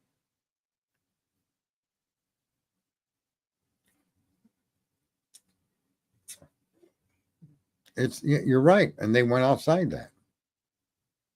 It's 23andMe forbids it. MyHeritage forbids it, and they used both of those sites to at least MyHeritage. I think they use. I'm not saying she snitched on him. Listen, Norma, this is what I'm saying. I'm saying it's possible that they contacted the sister and asked permission to run the samples through those websites. I don't know that that's true, and I'm not arguing. What I'm doing is I'm giving an explanation or a way out to explain what the FBI did. I don't know that they did or didn't do that. But if they got permission from a user, then they didn't do anything wrong. You follow me? And they could have uploaded it as a consumer if his sister gave them access to her fucking DNA. You see? What are you saying there? They got a DNA match from his great-grandparents. I don't know. But I'm saying that if you're going to use the consumer database, I can give you permission to enter my home. I can give you permission to search my family tree and my DNA. I can do that.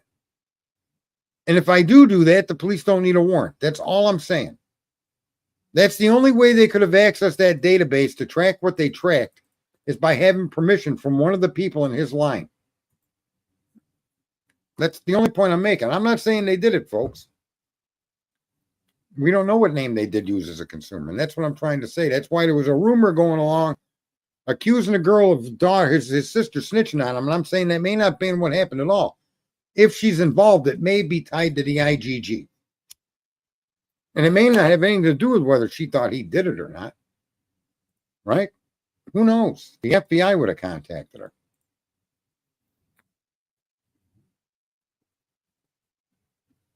Yeah, I get that. I agree with that 100% too. I'm just making an argument.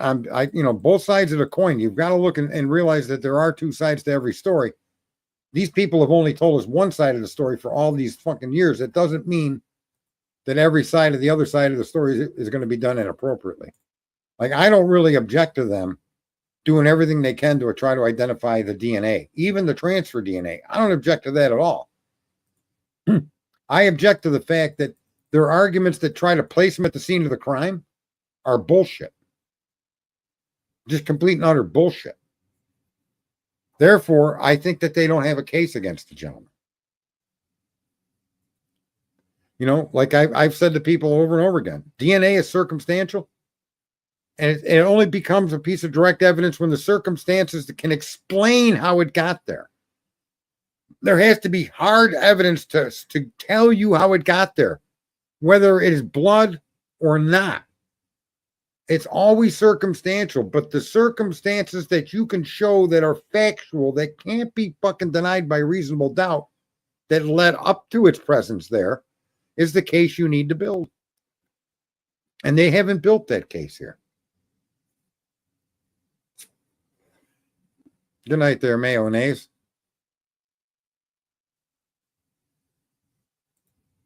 Manny Mo. Mayonnaise. I don't know why I saw that as mayonnaise, but I did. And that's what's lacking in this case. It was lacking in the probable cause affidavit. Nothing in the probable cause affidavit placed Brian Koberger at that house.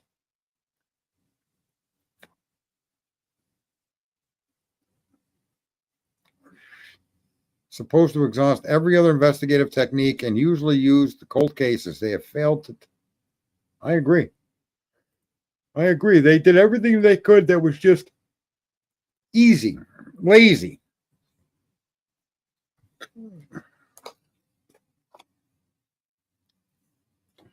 We don't know how many centimorgans they picked up on Brian Koberger.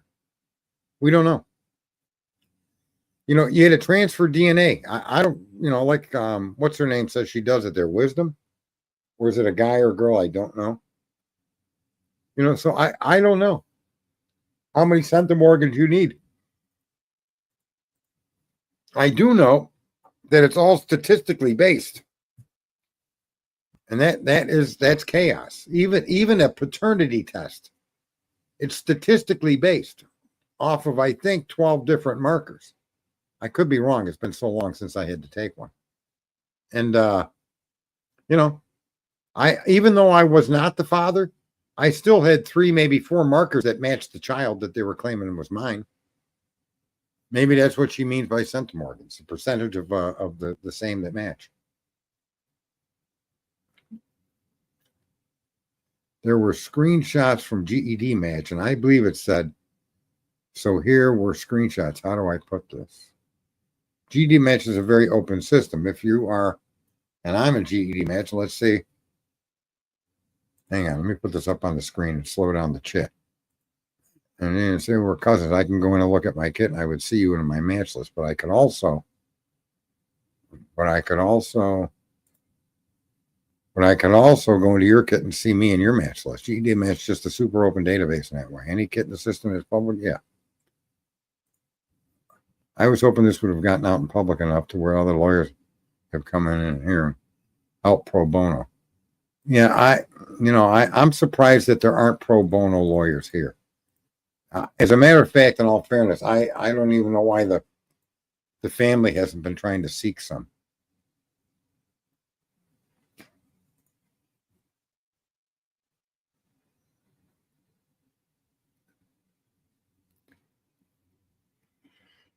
Well, yeah. Yeah, it's going to believe whatever story they tell. It's going to believe that. That's what it comes down to now. You got to get people to believe you because people are just not trained in thinking. They're not trained in thinking. I mean, yeah, he owns a white car and there's a white car in a video and several times. Is that him? I guess. They found his DNA there. It must be him. That's the problem we have in today's society.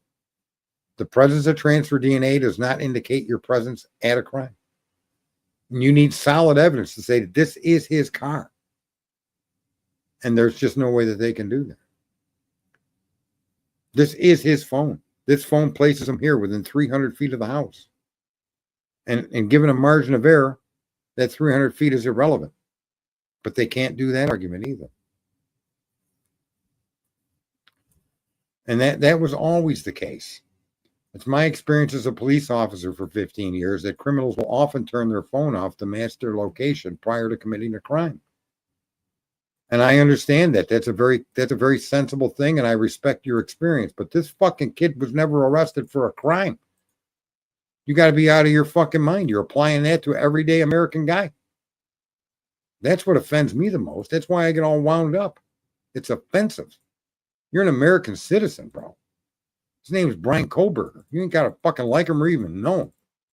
But due process must apply equally across all of us. That's what the fuck this country's supposed to be. And instead we get caught up in arguments of who did it. He did it. And I believe he did it. And you let these idiots take your mind off the ball. The only ball that comes into play in true crime is that the evidence has to speak for itself. And I'm telling you, if you take a whiteboard or you take a whiteboard and write down all the information you have about just the house and the occupants therein, and write down all that information and try to make sense of it, I suggest to you that you can only come to one conclusion. They were involved or they knew. There's just no other way to interpret the information we have. She's got bushy eyebrows and an eye fetish all over her bedroom walls. It's just, why say anything? If I saw someone, but I can't describe, I don't know. He had on a mask and he was in dark clothes. I don't know. I don't know anything about him. My friends have been murdered, blah, blah, blah. I'm just saying, I would have been, there's no way I would have answered those questions in the way neither would you. Imagine me sitting you down, ladies, and asking you questions about that night. I wouldn't be able to prod you to come to any conclusion unless you had something to hide. Okay? Or unless you're mentally deficient in some way, right? It just wouldn't work. And so her entire process, all her statements, none of them lead to Brian Kohlberger. Nothing, even in the condition where she was led. Right? Yeah, if his DNA was there, so was Kohlberger. Yeah, exactly, Laura. I hope you're saying that just to be silly, because I don't want to blow up again. I'm ready to explode. All right, folks, this has been a wonderful stream. Mayonnaise, I apologize. If they had gotten DNA from the trash pull. I've always said that too, Yvonne, that was just more IgG work. Right? I'm saying the fact that they didn't even get his mayonnaise is asleep. They didn't get his DNA out of the trash. They got what appears to be a direct relative. That's still more IgG work. That's how I've always viewed it. Yeah. The DNA, if all they said was DNA, because that's all they have, is transfer DNA. They said, we have transfer DNA in a sheet that's been identified, it's been brought back to the potential identity of this gentleman here.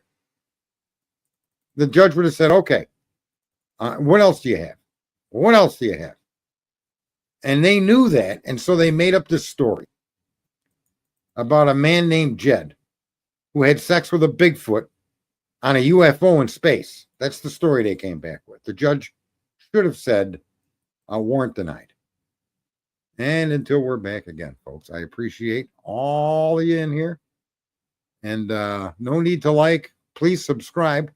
Sometimes I have some very entertaining fucking snapolas. Sometimes they're misplaced too. But I feel no shame. I own my own. I fucked up and I apologize. That's all you can do when you fuck up, and just try not to do it again. That's why when I seen this other statement come up in the stream here, I asked, I hope that person's screwing around. Right? Try to catch it before it happens again. But in any event, I appreciate all of you. Thank you for coming in. And everyone have themselves a good night. Talk to you.